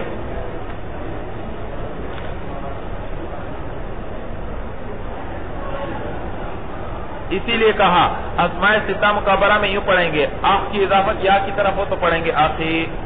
وہ واو واپس نہیں آئے گا آخابن والا جو ایک دفعہ چلا گیا تھا. ابھی اس کی بھی وہ واو واپس نہیں آئے گا. حمی، ہنی. وفی عند الاکثر، اور اکثر کے نزدیک فم میں کیا پڑھیں گے؟ فی یا پڑھیں گے. وفمی عند قوم، اور بعض علماء ایک قوم کے نزدیک ابھی بھی کیا پڑھیں گے؟ فمی ہی پڑھیں گے. کہتے ہیں وہ ایک دفعہ چلا گیا دوبارہ لانے کی ضرورت نہیں، اور اکثر کے نزدیک فی یا پڑھیں گے، واپس لائیں گے اس کو. اچھا یہ کتنے ہو گئے اسماء ستہ مکبرہ میں سے؟ 5 ہو گئے. چھٹا ہے زو. بھئی زو کی اضافت یا کی طرف ہو پھر کیسے پڑھیں گے؟ کہتے ہیں بھئی زو صرف اس میں جنس کی طرف مضاف ہوتا ہے، یہ کبھی بھی ضمیر کی طرح مضاف نہیں ہوتا، تو یہ یا متکلم کی طرف بھی کبھی مضاف نہیں ہوگا. وزو لا یضاف الی مضمر اصلا، اور زو جو ہے اس کی اضافت ضمیر کی طرف نہیں ہوتی اصلا ای قطعا، کبھی بھی نہیں ہوتی. وقول القائل باقیہ کو، بھئی آپ نے کیا کہا؟ زو کی اضافت کبھی ضمیر کی طرف نہیں ہوتی. ہم آپ کو دکھاتے ہیں کلام عرب کے اندر انہوں نے زو کی اضافت ضمیر کی طرف کی ہے. دیکھو بھئی، انما یعرف ذا الفضل من الناس ذووہ. ذووہ زو کی جمع ہے مذکر سالم، جمع مذکر سالم مولانا. ذوونا مسلمون. ذوونا پھر کیا ہوا مولانا؟ ہاں کی طرف اس کی اضافت کی تو نون اضافت کی وجہ سے گر گیا، کیا بن گیا؟ ذووہ. ترجمہ یہ ہے انما یعرف، جانتا ہے. کون جانتا ہے؟ کس کو جانتا ہے؟ ذا الفضل، فضیلت والے کو. من الناس، لوگوں میں سے. فضیلت والے کو لوگوں میں سے جانتا ہے کون؟ ذووہ. ہاں ضمیر راجع ہے فضل ہی کو. ای ذو الفضل، فضل والے ہی جانتے ہیں، یعنی فضل والوں کو فضل والے ہی جانتے ہیں، ہر ایک ان کو نہیں جانتا. سمجھ میں آیا بھائی؟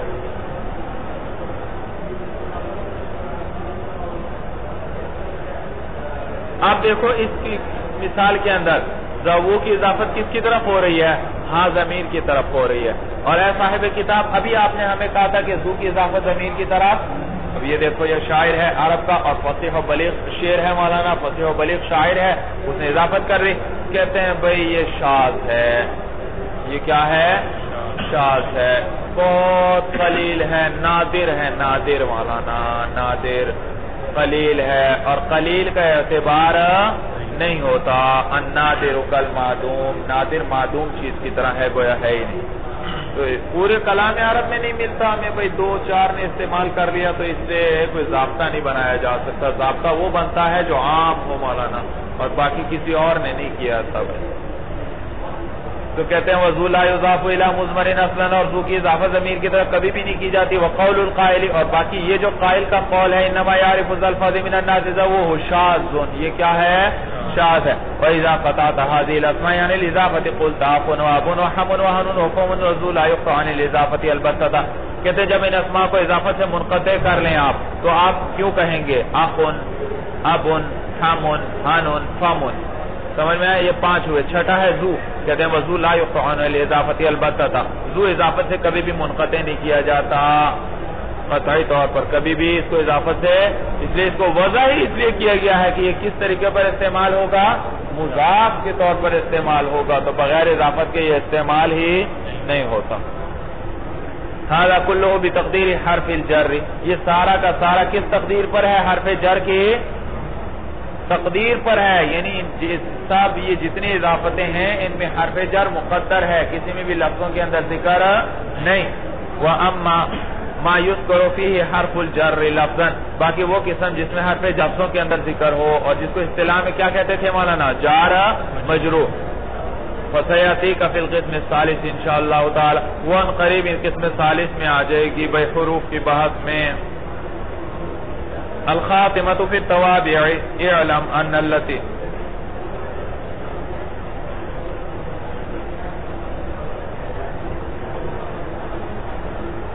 بھئی یہ تو ختم ہوئے، مجرور بھی ختم ہوئے، مرفوع بھی ختم، منصوب بھی ختم، مجرور بھی ختم. بھئی یہ ابھی تک جتنے اعراب آیا تھا یہ اس اصل ہونے کی بنا پر تھا. ہر ایک پر اصل یعنی عامل براہ راست فاعل کو رفع دیتا ہے، عامل براہ راست مفعول کو کیا دیتا ہے؟ نصب دیتا ہے. لیکن بعض اوقات ایک چیز پر اصلاً اعراب نہیں آتا، طبعاً آتا ہے، کسی اور کے تابع ہونے کی وجہ سے اس پر کیا آ جاتا ہے؟ اعراب آتا ہے. جیسے میں کہتا ہوں جاءنی زید العالم، میرے پاس ایسا زید آیا جو کیا ہے؟ عالم. اب یہ زید پر جو رفع آیا یہ تو کس نے دیا؟ جاء نے براہ راست دیا. اور یہ العالم پر رفع کس وجہ سے آیا؟ براہ راست نہیں دیا یہ جاء نے، بلکہ یہ العالم چونکہ زید کی بنا ہے صفت، اور زید ہے اس کا مطبوع، اور یہ ہے تابع، اور تابع پر وہی اعراب آتا ہے جو کس پر آتا ہے؟ مطبوع پہ، اس لیے اس پر رفع آ گیا. تو جہاں نے براہ راست عمل کس میں کیا ہے؟ زید میں. اور یہ العالم پر رفع کیوں آیا؟ کیونکہ یہ اس زید کی صفت، تو چونکہ وہ مرفوع تھا اس پر بھی رفع آ گیا. یہ معنی نہیں کہ جہاں نے براہ راست اس کو رفع دیا، جہاں نے تو صرف کس کو رفع دیا؟ زید. لیکن اس پر کیوں رفع آیا؟ کیونکہ یہ اس کا تابع ہے اور وہ اس کا مطبوع ہے، اور تابع پر وہی اعراب آتا ہے جو کس پر ہوتا ہے؟ مطبوع پر. اعلم جان لے تو ان التی مرت من الاسماء، وہ اسماء جو گزرے ہیں مولانا، وہ ان التی مرت وہ جو گزرے ہیں. بھئی کیا گزرے ہیں؟ من الاسماء المعربتی، یعنی کہ اسماء معربہ. کانت اعرابها بالاصالۃ، ان کا اعراب کیا تھا؟ اصالتن تھا، طبعاً نہ تھا. کس طرح بھئی؟ بِأَنْ دَخَلَتْ الْعَوَامِلُ، بھئی اس صورت کے ان پر کیا داخل ہوئے تھے؟ عوامل داخل ہوئے تھے، یا بسبب اس کے کہ ان پر عوامل داخل ہوئے تھے. بھئی کون سے عوامل؟ کہتے ہیں من المرفوعات والمنصوبات والمجرورات، یعنی کہ مرفوعات، منصوبات اور مجرورات میں سے ان میں کیا عوامل داخل ہوئے تھے. فقد یکون اعراب الاسم، اور کبھی کبھار اسم کا اعراب بتبعیت ما قبلہ، ما قبل کے تابع ہونے کی وجہ سے ہوتا ہے. ویسمى التابع، اور اس کو کیا کہتے ہیں؟ تابع کہتے ہیں. لأنه يتبع ما قبلہ فی الاعراب، اس لیے کہ یہ اپنے سے ما قبل کا کیا کرتا ہے؟ یہ اس کا تابع ہوتا ہے، اس کے پیچھے چلتا ہے. کس چیز میں؟ جی اعراب کے اندر. صورت سمجھ میں آ رہی ہے بھائی؟ مشکل تو نہیں ہے جی؟ مشکل ہے؟ اب مولانا یہ تو تھی تابع کے بارے میں کچھ آپ کو بتلا دیا. اب تابع کی باقاعدہ تعریف کرنے لگے ہیں بھائی. وَهُوَ كُلُّ ثَانٍ مُعْرَبٍ بِإِعْرَابِ سَابِقِهِ مِنْ جِهَةٍ وَاحِدَةٍ، ہر وہ دوسرا ہے. تابع کس کو کہتے ہیں؟ ہر وہ دوسرا ہے، یعنی دوسرے مرتبے میں ہے مولانا. پہلے مرتبے میں تو وہ ہے جس پر اصالتاً اعراب آیا، تو تابع وہ ہے جو کس مرتبے میں ہے؟ دوسرے مرتبے میں ہے، یعنی دوسرے نمبر پر نہیں آ رہا عبارت کے اندر. جاءنی زید العالم، زید پہلے نمبر پر ہے، العالم کیا ہے؟ دوسرے نمبر پر. یہ مراد نہیں ہے، دوسرے درجے میں ہے. کیا معنی؟ کیونکہ اگر آپ صرف دوسرے نمبر والا مراد لیں تو ہو سکتا ہے زید کی 4 صفات آ رہی ہیں. جاءنی زید العالم الکریم اور الکامل الفاضل، کتنی صفات آ گئیں؟ 4 صفات آ گئیں. اور آپ کیا کہہ رہے ہیں؟ دوسرا ہے، صرف دوسرے نمبر والا ہے. تو دوسرے نمبر والا تو صرف کون ہے؟ العالم. معلوم ہوا الکریم بھی نکل گیا، الکامل بھی نکل گیا، الفاضل بھی نکل گیا، حالانکہ وہ بھی سارے توابع ہیں. تو اسی لیے میں نے کہا دوسرے درجے میں ہیں. تو زید کی طرف نسبت کرتے ہوئے یہ سارے دوسرے درجے میں ہیں، کیونکہ یہ سارے کیا ہیں؟ زید کے تابع ہیں، اور زید ان کے لیے اصل ہے. تو ہر وہ دوسرے درجے والا ہے. معربین، جس کو اعراب دیا گیا ہو بِإِعْرَابِ سَابِقِهِ، کس کے اعراب کے ساتھ؟ اپنے سے ماقبل کے اعراب کے ساتھ اعراب کیا گیا ہو. من جہت واحدہ، ایک ہی جہت سے، ایک ہی، بھئی یہ مشکل بات ہے ذرا توجہ سے. ایک ہی جہت سے ہونے کا معنی یہ کہ دونوں میں اعراب کا مقتضی وہ ایک ہی چیز ہو، دونوں میں اعراب کی مقتضی ایک ہی چیز ہو، الگ الگ چیزیں نہ ہوں. جو اعراب کا تقاضا کرنے والا ہے وہ ایک ہی چیز ہو. بھئی دیکھو میں نے کہا جاءنی زید العالم، جاء فعل زید موصوف، العالم اس کی صفت. بھئی یہ جو العالم اور زید دونوں پر رفع آیا، دونوں پر رفع آیا، ایک ہی جہت سے آیا. دونوں میں اعراب کا تقاضا کرنے والی چیز ایک ہی ہے. ایک زید سے رفع آ رہا ہے، ایک صفت سے رفع آ رہا ہے، لیکن تقاضا ایک ہی چیز کر رہی ہے اس اعراب پر. وہ کیا؟ فاعلیت زید. وہ کیا؟ فاعلیت زید. زید کے فاعل ہونے نے تقاضا کیا کہ زید پر کیا آنا چاہیے؟ رفع. اور اسی فاعلیت ہی نے تقاضا کیا کہ العالم پر بھی کیا آنا چاہیے؟ رفع، کیونکہ یہ زید کا تابع ہے. زید کا کیا ہے؟ تابع ہے. تو اسی جس فاعلیت نے زید کے اندر رفع کا تقاضا کیا تھا، اسی فاعلیت نے عالم کے اندر بھی کس کا تقاضا کیا؟ رفع کا تقاضا کیا. کیسے سے؟ کیونکہ یہ اس کا کیا ہے؟ تابع ہے. صورت سمجھ میں آ گئی؟ مبتدا خبر خارج ہوئے مولانا مقتضی واحد کی قید ہم نے لگائی. تو دیکھو مبتدا کے اندر رفع آتا ہے، خبر پہ بھی رفع آتا ہے، مبتدا پہ بھی عامل ابتدا اور خبر میں بھی عامل، لیکن خبر کو تابع نہیں کہیں گے مولانا. خبر کو تابع کیونکہ دونوں میں مقتضی اعراب ایک چیز نہیں ہے. آپ کہیں گے دونوں میں مقتضی اعراب ایک ہی ہے، اس میں بھی ابتدا ہے، اس میں بھی ابتدا ہے، اور خبر ہوتی بھی دوسرے درجے پر ہے. پہلے درجے پر مبتدا، دوسرے درجے پر خبر. تو خبر دوسرے درجے میں بھی ہوئی اور اعراب کا تقاضا کرنے والی بھی دونوں میں ایک ہی چیز. معلوم ہوا خبر بھی توابع میں سے ہے، حالانکہ خبر کو آپ پہلے ذکر کر چکے ہیں توابع سے پہلے ہی. نہیں بھائی خبر اس میں داخل نہیں. اس لیے مولانا کہ اس مبتدا کے اندر بھی عامل کون؟ ابتدا. لیکن ابتدا اس میں عامل ہے اس حیثیت سے کہ یہ مسند الیہ ہے، اور خبر میں بھی ابتدا عامل ہے اس حیثیت سے کہ یہ کیا ہے؟ تو حیثیت بدل گئی یا نہیں بدلی مولانا؟ تو دونوں میں مقتضی ایک نہیں. مقتضی اس میں ابتدا ہے من حیث المسند الیہ، اور اس میں ابتدا ہے من حیث المسند. نیز مولانا تو خبر مبتدا خبر خارج ہوئی اس سے. اسی طرح مولانا مفعول ثانی بھی خارج ہوا. علمت زیدن فاضلا، میں نے زید کو کیا جانا؟ فاضل جانا. اب دیکھو زیدن پر بھی نصب، فاضلن پر بھی نصب، لیکن اعراب کا تقاضا کرنے والی ایک ہی چیز نہیں ہے. زید ہے مفعول اول اور فاضلن کیا ہے؟ مفعول ثانی. تو زید میں نصب کا تقاضا کیا مفعولیت اول نے، مفعولیت، اور فاضلن میں کس نے تقاضا کیا؟ مفعولیت ثانی نے. ایک ہی نے تقاضا کیا یا الگ الگ مفعولیت نے؟ بھائی یہ الگ مفعولیت چاہتی تھی اس کو مفعول اول بنا لوں، یہ الگ مفعولیت تھی یہ دوسرے کو چاہتی تھی مفعول ثانی. تو دونوں میں مقتضی الگ الگ ہوئے، ایک نہ ہوا. بات سمجھ میں آ گئی بھائی؟ تو تابع ہر وہ دوسرے درجے والا ہے جس کو اعراب دیا گیا ہو ماقبل والا ہی، اور دونوں میں مقتضی اعراب بھی ایک چیز ہو. یعنی جس چیز نے مطبوع میں اعراب کا تقاضا کیا ہے اس اعراب کا تقاضا تابع میں بھی وہی چیز کرے. والتوابع خمسۃ اقسام، توابع 5 قسم پر ہیں مولانا. النعت والعطف بالحروف والتاکید والبدل وعطف البیان، یہ 5 ہیں مولانا. النعت، سب سے پہلے نعت بتلا رہے ہیں. نعت مولانا وصف کو کہتے ہیں. کس کو کہتے ہیں؟ وصف کو کہتے ہیں. یہ اصطلاح ہے مولانا اپنی اپنی. یہی اسی کو وصف بھی کہتے ہیں، اسی کو صفت بھی کہتے ہیں، اسی کو نعت بھی کہتے ہیں. لیکن یہ جو صفت ہے، یہ جو وصف ہے، یہ اصطلاح ہے بصرہ والے نحویوں کی، اور یہ جو نعت ہے یہ اصطلاح ہے کوفہ والے نحویوں کی۔ تو یہاں پر ماتن نے کن کی اصطلاح کو اختیار کیا؟ کوفہ والے نحویوں کی۔ تو اگر صفت بھی کہہ دیتے وہی بات تھی، اگر وصف بھی کہہ دیتے تو وہی بات تھی۔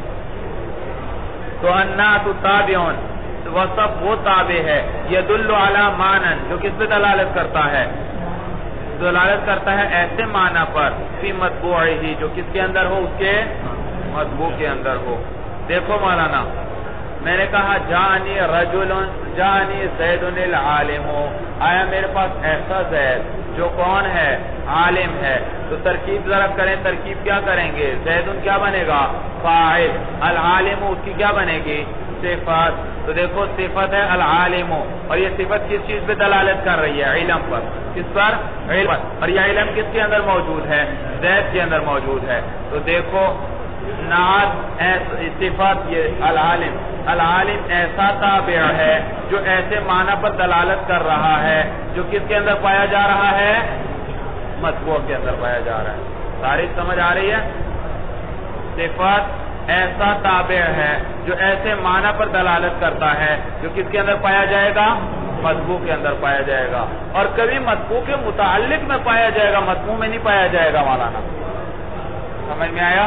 جیسے میں کہتا ہوں جاءنی زید، جاءنی زید العالم ابوہ، جاءنی زید العالم ابو، ترکیب ذرا کرو بھائی۔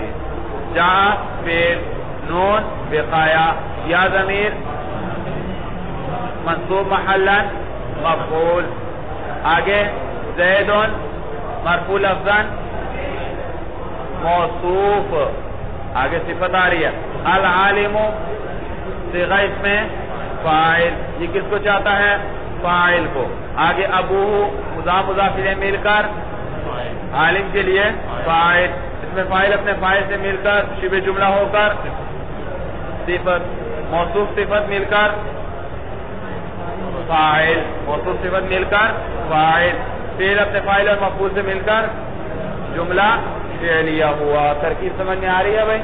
تو دیکھو العالم لفظوں کے اندر تو صفت ہے زید کی، لیکن معنی میں صفت ہے ابوہ کی، کیونکہ میں نے کیا کہا؟ میں نے کہا جاءنی زید، میرے پاس ایسا زید آیا، العالم ابوہ، کہ اس کا باپ کیا ہے؟ عالم ہے۔ تو یہ علم زید کے اندر پایا جا رہا ہے یا زید کے متعلق میں؟ زید کے متعلق میں، زید کے۔ تو دیکھو اب یہ العالم لفظوں میں تو صفت ہے زید کی، زید مرفوع ہوگا یہ بھی مرفوع ہوگی، زید منصوب ہوگا یہ بھی منصوب، زید مجرور ہوگا یہ بھی مجرور ہوگی، لیکن معنی کے اعتبار سے یہ زید کی صفت نہیں، کہ یہ علم زید میں نہیں پایا جا رہا بلکہ کس میں پایا جا رہا ہے؟ زید کے باپ میں۔ تو اس کو کیا کہتے ہیں؟ صفت بحال متعلق ہی۔ پہلی کو کہتے ہیں وہ صفت، ادھر دیکھو، وہ صفت جو ایسے معنی پر دلالت کرے جو کس میں پایا جائے؟ مطبوع میں، اس کو کہتے ہیں صفت بحال ہی۔ اور وہ اگر ایسے معنی پہ دلالت کرے جو مطبوع میں نہیں ہے بلکہ مطبوع کے متعلق میں ہے، اس کو کہتے ہیں صفت بحال متعلق ہی۔ یعنی ایک صفت مطبوع کی حالت کو بیان کر رہی ہے، دوسری مطبوع کے متعلق کی حالت کو بیان کر رہی ہے۔ سمجھ میں آئی بھائی بات؟ تو کہتے ہیں النعت، یہ دونوں کی اکٹھی اب تعریف کر رہے ہیں۔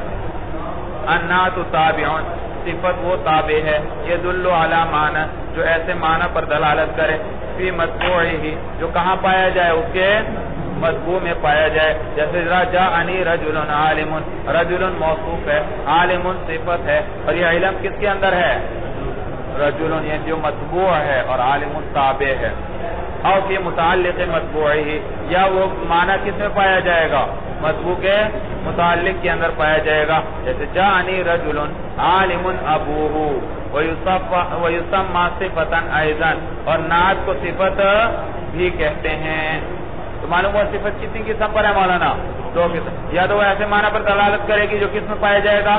مطبوع میں، یا ایسے معنی پر دلالت کرے گی جو کس میں پایا جائے گا؟ متعلق میں۔ اگر مطبوع کے اندر وہ معنی پایا جائے اس کو کیا کہتے ہیں؟ صفت بحال ہی، اور اگر مطبوع کے متعلق میں پایا جائے تو اس کو صفت بحال متعلق ہی۔ والقسم الاول یتبع مطبوعہ فی 10 اشیاء، اور پہلی قسم جو ہے مولانا صفت بحال ہی، وہ وہ تابع ہے، وہ تابع ہوتی ہے اپنے مطبوع کے فی عشرۃ اشیاء 10 چیزوں کے اندر، فی الاعراب کس کے اندر؟ اعراب کے اندر 3 آ گئے مولانا، رفع نصب جر۔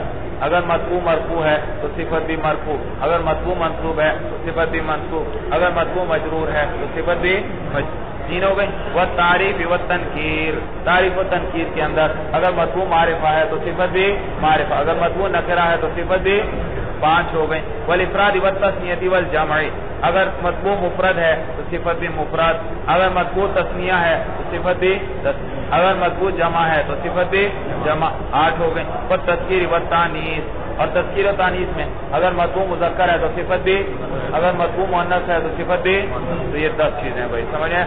10 چیزوں کے اندر صفت بھی حال ہی کی مطابقت ضروری ہے اپنے مطبوع کے ساتھ، سمجھ میں آیا؟ رفع نصب جر اعراب کے اندر، اور مولانا تعریف و تنکیر کے اندر، اور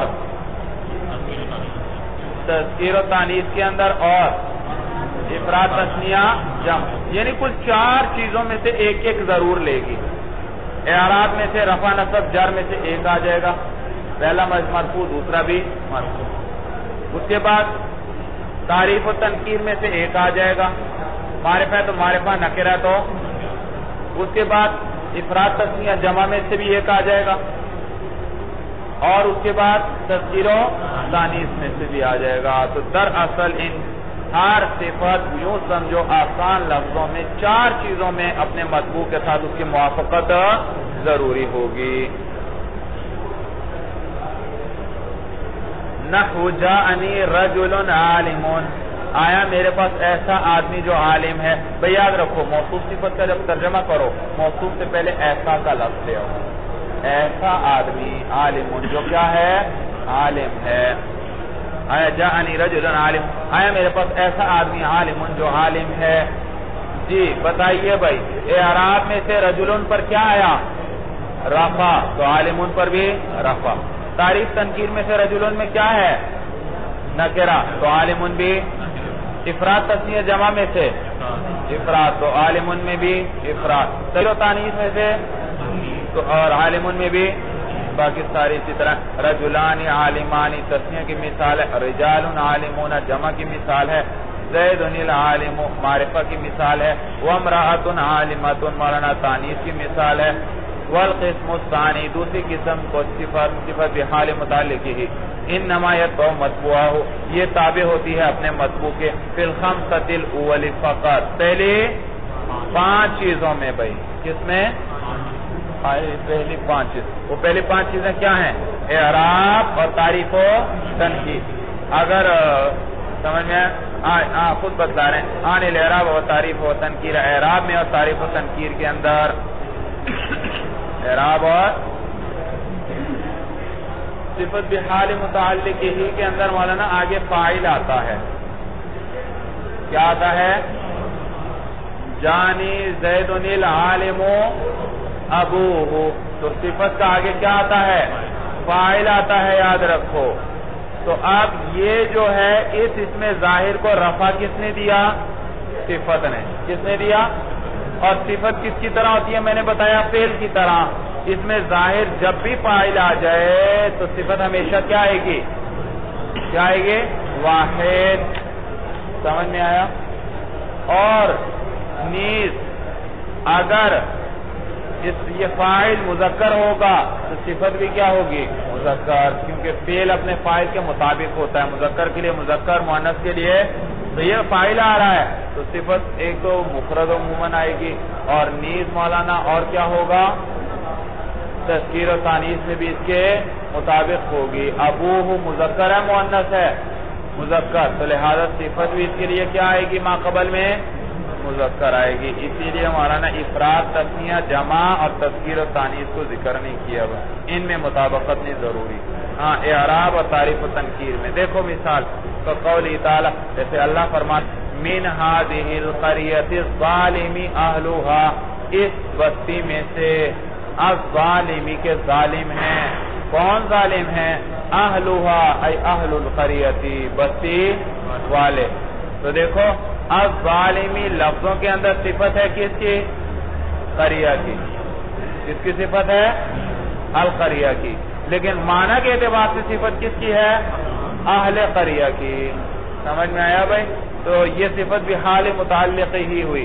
اور اس کی مطابقت کتنی چیزوں میں ضروری ہے؟ صرف 5 میں. ان میں سے پہلے کیا ہے؟ اعراب.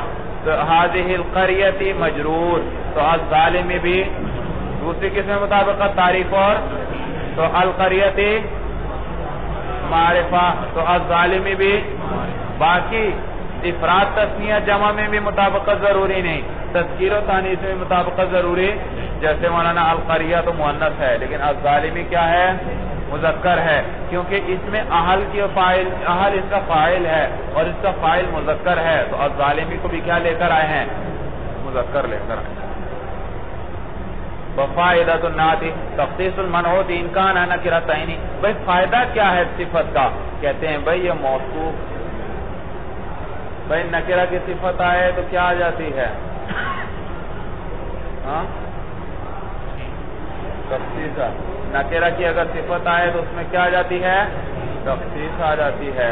اور اگر معرفہ کی تو نکرہ کی صفت لائی جاتی ہے تخصیص کے لیے اور معرفہ کی صفت لائی جاتی ہے توضیح کے لیے. میں نے کہا جاءنی رجل عالم، جاءنی رجل، تو یہ نکرہ کی میں صفت لایا عالم. اس نے اس میں کیا کس چیز کا فائدہ دیا؟ تخصیص آ گئی. سارے غیر عالم رجل کیا ہوئے؟ اس سے خارج ہو گئے. بھائی معرفہ کی صفت کیوں لاتے ہیں؟ بھائی معرفہ کی صفت توضیح وضاحت کے لیے ہے. میں کہتا ہوں جاءنی زید العالم، میرے پاس ایسا زید آیا جو کیا ہے؟ عالم. تو دیکھو زید کو پہلے بھی جانتے تھے، پھر یہ صفت کا کیا فائدہ؟ کہتے ہیں بھائی وضاحت ہو گئی. پہلے زید کے اندر احتمال تھا، پتہ نہیں عالم ہے یا عالمہ نہیں، لیکن جب آپ نے صفت بیان کر دی تو اب دوسرا احتمال ختم ہوا، وضاحت ہو گئی. اس کو کیا کہتے ہیں؟ توضیح. سمجھ میں آیا بھائی؟ تو معرفہ کی صفت کس لیے لاتے ہیں؟ توضیح کے لیے. اور نکرہ کی صفت کس لیے لاتے ہیں؟ تخصیص کے لیے. لیکن یاد رکھو کبھی کبھار صفت معرفہ کی صفت جو لائی جاتی ہے وہ توضیح کے لیے نہیں ہوتی، مدح یا مذمت کے لیے ہوتی ہے. کس کے لیے ہوتی ہے؟ مدح یا جیسے مولانا بسم اللہ الرحمن الرحیم، لفظ اللہ موصوف، الرحمن صفت اول، الرحیم صفت ثانی. تو دیکھو توضیح کا کیا معنی تھا؟ جو غیر کے احتمال کو ختم کر دے. زید العالم، زید میں عالم ہونے کا بھی احتمال تھا اور نہ ہونے کا بھی، لیکن جب آپ نے العالم کہا تو عالم نہ ہونے کا احتمال کیا ہوا؟ ختم ہو گیا. لیکن یہاں تو لفظ اللہ آ رہا ہے اور صفت ہے الرحمن الرحیم، اور اللہ کی ذات میں تو اللہ کی ذات تو رحمان اور رحیم ہی ہے. غیر رحمان یا غیر رحیم ہونے کا تو وہاں احتمال ہی نہیں ہے. تو پھر یہ صفت توضیح کے لیے نہ ہوئی بلکہ یہ صرف مدح کے لیے ہوئی. کس کے لیے؟ کہ بھائی ذات باری تعالیٰ کا رحمان اور رحیم ہونا تو ہمیں پہلے بھی پتا تھا، لیکن پھر بھی دوبارہ ذکر کر دیا. کس لیے؟ مدح کرنے، تعریف کرنے کے لیے. سمجھ میں آیا بھائی؟ جیسے مولانا اعوذ باللہ من الشیطان الرجیم، یہ اب الرجیم شیطان کی صفت آئی، شیطان کی صفت آئی یعنی مردود بھائی، رجم کیا گیا مردود. تو رجیم صفت آئی تو کیا شیطان کے اندر غیر رجیم ہونے کا بھی امکان ہے؟ نہیں، شیطان تو ہے ہی کیا؟ مردود ہے مولانا. جب ہے ہی مردود تو غیر مردود ہونے کا احتمال ہی نہیں. لہذا یہاں بھی صفت جو الرجیم لائی گئی یہ مدح کے لیے نہیں، یہ مذمت کے لیے ہے. اس لیے ہے کبھی صفت لائی جاتی ہے مدح کی توضیح کے لیے اور کبھی لائی جاتی ہے مدح کے لیے اور کبھی مذمت کے لیے لائی جاتی ہے. بھئی ہمیں کیسے پتا چلے گا کہ یہ صفت مدح کے لیے ہے یا توضیح کے لیے ہے؟ ہمیں کیسے پتا چلے گا کہ یہ صفت مذمت کے لیے ہے یا توضیح کے لیے ہے؟ بھئی آسان سا ضابطہ ہے. اگر ایک صفت کا آپ کو پہلے سے پتا ہے پھر دوبارہ وہ ذکر کی جا رہی ہے عبارت میں تو معلوم ہوا یہ مدح یا مذمت کے لیے ہے. اور اگر آپ کو پہلے سے معلوم نہیں تھی تو پھر ذکر کی جا رہی ہے تو یہ مولانا توضیح کے لیے ہوگی. اگر آپ کو پہلے سے پتا نہیں تھا کہ زید عالم ہے یا عالم نہیں ہے، اب میں نے کہا جاءنی زید العالم، تو آپ کو وضاحت حاصل ہو گئی مولانا، آپ کو پتا چل گیا غیر عالم ہونے کا احتمال زید سے ختم ہوا. سمجھ میں؟ لیکن اگر آپ کو پہلے، یہ تو اس صورت میں تھا آپ کو پہلے سے پتا نہیں تھا عالم ہونے کا، اور اگر آپ کو پہلے سے پتا زید عالم ہے، میں پھر کہہ رہا ہوں جاءنی زید العالم، یہ پھر دوبارہ میں عالم کیوں لا رہا ہوں؟ توضیح کے لیے نہیں لا رہا، کیونکہ یہ تو آپ کو بھی پتا ہے، مجھے بھی پتا ہے، یہ صرف میں کس لیے لے کر آ رہا ہوں؟ مدح کے لیے لے کر آ رہا ہوں۔ صورت سمجھ میں آ گئی؟ تو قبل العلم وصف وہ کس لیے ہوگا؟ توضیح کے لیے، اور بعد العلم وصف کس لیے ہوگا؟ مدح یا مذمت کے لیے۔ اور کبھی کبھار وصف صرف تاکید کے لیے بھی آ جاتا ہے مولانا، جیسے جاءنی رجل واحد، میرے پاس ایک آدمی آیا، رجل موصوف، واحد اس کی صفت۔ بھئی رجل کے لفظ سے پتہ چل رہا تھا کہ ایک ہے، دو یا تین مراد نہیں، تو واحد کی ضرورت نہیں تھی، رجل کے لفظ سے پتہ چل رہا تھا ایک آدمی آیا، لیکن پھر بھی میں واحد لے آیا، مزید اس میں تاکید پیدا کرنے کے لیے۔ اس میں جو ایک ہونا رجل سے معلوم ہو رہا تھا، اسی ایک ہونے کو میں نے واحد کے لفظ کے ذریعے اور پکا کر دیا کہ ایک آدمی آیا۔ وفائدۃ النعت، اور صفت فائدہ تخصیص المنعوت، تخصیص ہے موصوف کی، ان کانا نکرتین، اگر دونوں کیا ہوں؟ نکرہ ہوں موصوف صفت، نحو جاءنی رجل عالم، تو تخصیص آ گئی۔ وہ توضیحہ، اور صفت کا فائدہ توضیح ہے مولانا، ان کانا معرفتین، اگر دونوں کیا ہوں؟ جبکہ دونوں معرفہ ہوں تو صفت توضیح کا فائدہ دے گی، نحو جاءنی زید الفاضل، وقد یکون لمجرد الثناء والمدح، اور کبھی کبھار صفت جو ہے صرف محض ثنا اور مدح کے لیے آئے گی، جیسے بسم اللہ الرحمن الرحیم، اور وقد یکون للذم، اور کبھی کبھی صرف مذمت کے لیے آئے گی، جیسے اعوذ باللہ من الشیطان الرجیم، وقد یکون للتاکید، اور کبھی صفت کس لیے آئے گی؟ تاکید کے لیے آئے گی، جیسے نفخۃ واحدہ، تو نفخۃ سے پتہ چل رہا ہے تا آخر میں وحدت کی لگی ہوئی ہے کہ کتنے مراد ہیں؟ نفخہ ایک، لیکن پھر واحدۃ بھی صفت لائی گئی مزید اس میں تاکید پیدا کرنے کے لیے۔ وَعْلَمْ أَنَّ النَّكِرَةَ تُوصَفُ بِالْجُمْلَةِ الْخَبَرِيَّةِ، یاد رکھو بڑا قیمتی ضابطہ ہے، میں نے پہلے بھی شاید ذکر کیا ہو آپ سے مولانا، کہ جملہ جو ہوتا ہے یہ کس کے حکم میں ہوتا ہے؟ نکرہ کے حکم۔ جملہ کیا ہوتا ہے؟ نکرہ ہوتا ہے، لہذا یہ صفت بھی کس کی بنے گا؟ نکرہ کی بنے گا، معرفہ کی صفت نہیں بنے گا۔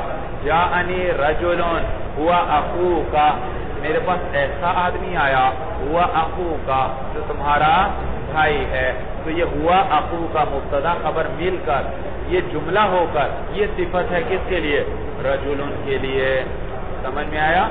ایسا رجل یہ موصوف، اور ہوا اخوک کا پورا جملہ اس کی صفت، کیونکہ جملہ کس کے حکم میں ہے؟ نکرہ کے حکم میں ہے۔ سمجھ میں آیا بھائی؟ وَعْلَمْ، جان لے تو أَنَّ النَّكِرَةَ تُوصَفُ بِالْجُمْلَةِ الْخَبَرِيَّةِ، کہ نکرہ کو موصوف کیا جاتا ہے جملہ خبریہ کے ساتھ، جیسے مررت برجل ابوہ عالم، ترکیب سنو بھائی، مر فعل، تو ضمیر مرفوع محلا فاعل، با جارہ، رجل مجرور لفظاً جی موصوف، کیونکہ آگے جملہ آ رہا ہے اور نکرہ کے بعد جملہ ہے تو عموماً اس کے لیے کیا بنتا ہے؟ صفت، تو یہ موصوف۔ ابو مضاف مضاف الیہ مل کر جی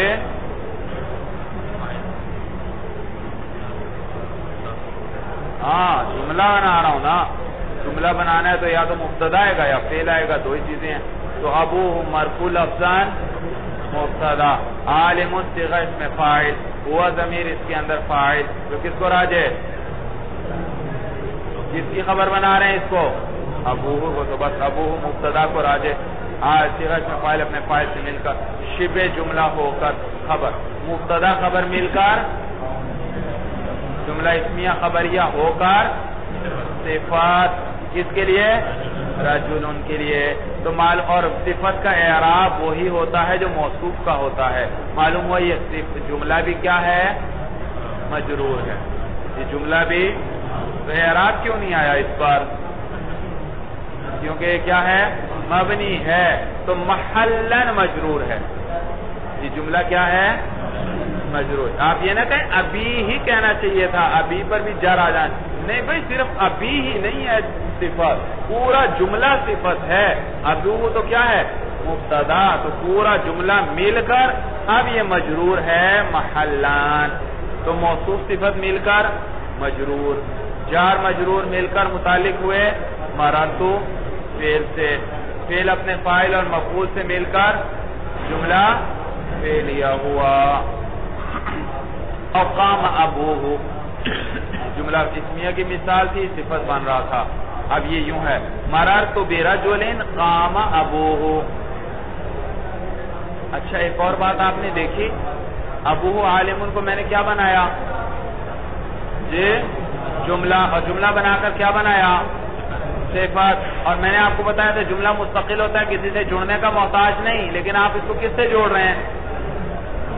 رجل سے جوڑ رہے ہیں, اور اس کے لیے کیا بنا رہے ہیں؟ صفت. اور جب جملے کو کسی چیز سے جوڑا جائے تو درمیان میں کیا چاہیے؟ ربط چاہیے. اور وہ عموماً کس کی شکل میں آتا ہے؟ ضمیر کی شکل میں آتا ہے. تو بتلائیے ابوہ عالم کے اندر کوئی ضمیر لوٹ رہی ہے رجل کو؟ لوٹ رہی ہے. ہاں ضمیر کس کو لوٹ رہی ہے؟ رجل کو. یہ عائد ہے مولانا. اگلے جملے میں بھی دیکھ لو, قام مررت برجل قام ابوہ. اس کے اندر بھی دیکھو مولانا, رجل اسی طرح موصوف, قام فعل, ابوہ مضاف مضاف الیہ مل کر فاعل, فعل اپنے فاعل سے مل کر جملہ فعلیہ ہو کر صفت مجرور محلن. کس کے لیے صفت؟ رجلین کے لیے. تو موصوف صفت مل کر مجرور, موصوف صفت مل کر جار مجرور مل کر متعلق کس سے؟ مررتو سے. مررتو فعل اپنے فاعل اور متعلق سے مل کر جملہ فعلیہ ہوا. سمجھ میں ہے؟ تو دیکھو قام ابوہ, یہ پورا جملہ صفت ہے کس کے لیے؟ رجل کے لیے. اور درمیان میں عائد چاہیے ہمیں, وہ کیا ہے؟ ابوہ, ہا ضمیر ہے. والمضمر ما لا یوصف ولا یوصف به, اور ضمیر جو ہوتی ہے لا یوصف, نہ تو وہ موصوف بنتی ہے, ولا یوصف به, اور نہ ہی اس کے ذریعے موصوف کیا جاتا ہے, یعنی یہ صفت بھی نہیں بنتی. بھائی ضمیر یاد رکھو, بحث ہم کس کی پڑھ رہے ہیں؟ موصوف اور صفت, صفت کی بات. تو موصوف صفت میں سے ضمیر نہ موصوف بنتی ہے اور ضمیر صفت بھی نہیں بنتی. موصوف اس لیے نہیں بنتی مولانا کیونکہ ضمیر معرفہ ہے یا نکرہ ہے؟ ضمیر کیا ہے؟ معرفہ ہے.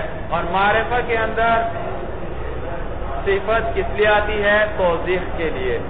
اور ضمیر تو خوب واضح ہوتی ہے, اس میں وہ مزید وضاحت کی ضرورت نہیں. سمجھ میں آیا؟ یا تو متکلم ہوگا, اور انسان اپنے آپ کو سب سے زیادہ جانتا ہے, اس میں کوئی خفا نہیں ہوتا کہ آپ کو وضاحت کی ضرورت پڑے. مخاطب سامنے ہوتا ہے, اس میں بھی کسی قسم کا خفا نہیں ہوتا کہ وضاحت کی ضرورت پڑے. اور غائب جس کی طرف ضمیر لوٹا رہے ہیں اس کو بھی آپ پہلے سے جان چکے ہیں, اسی لیے تو آپ اس کی طرف کیا لوٹا رہے ہیں؟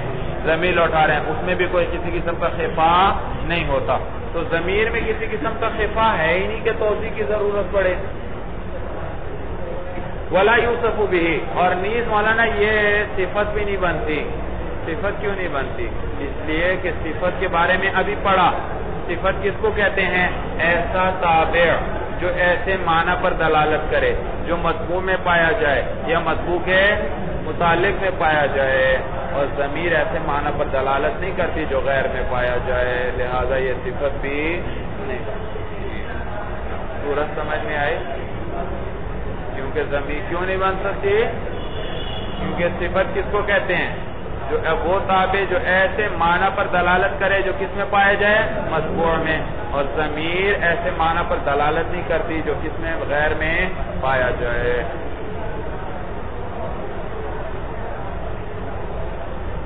آگے چلیں. بس کر چلیے, هذا هو المرام. اللہ عالم بحقیقت کلام.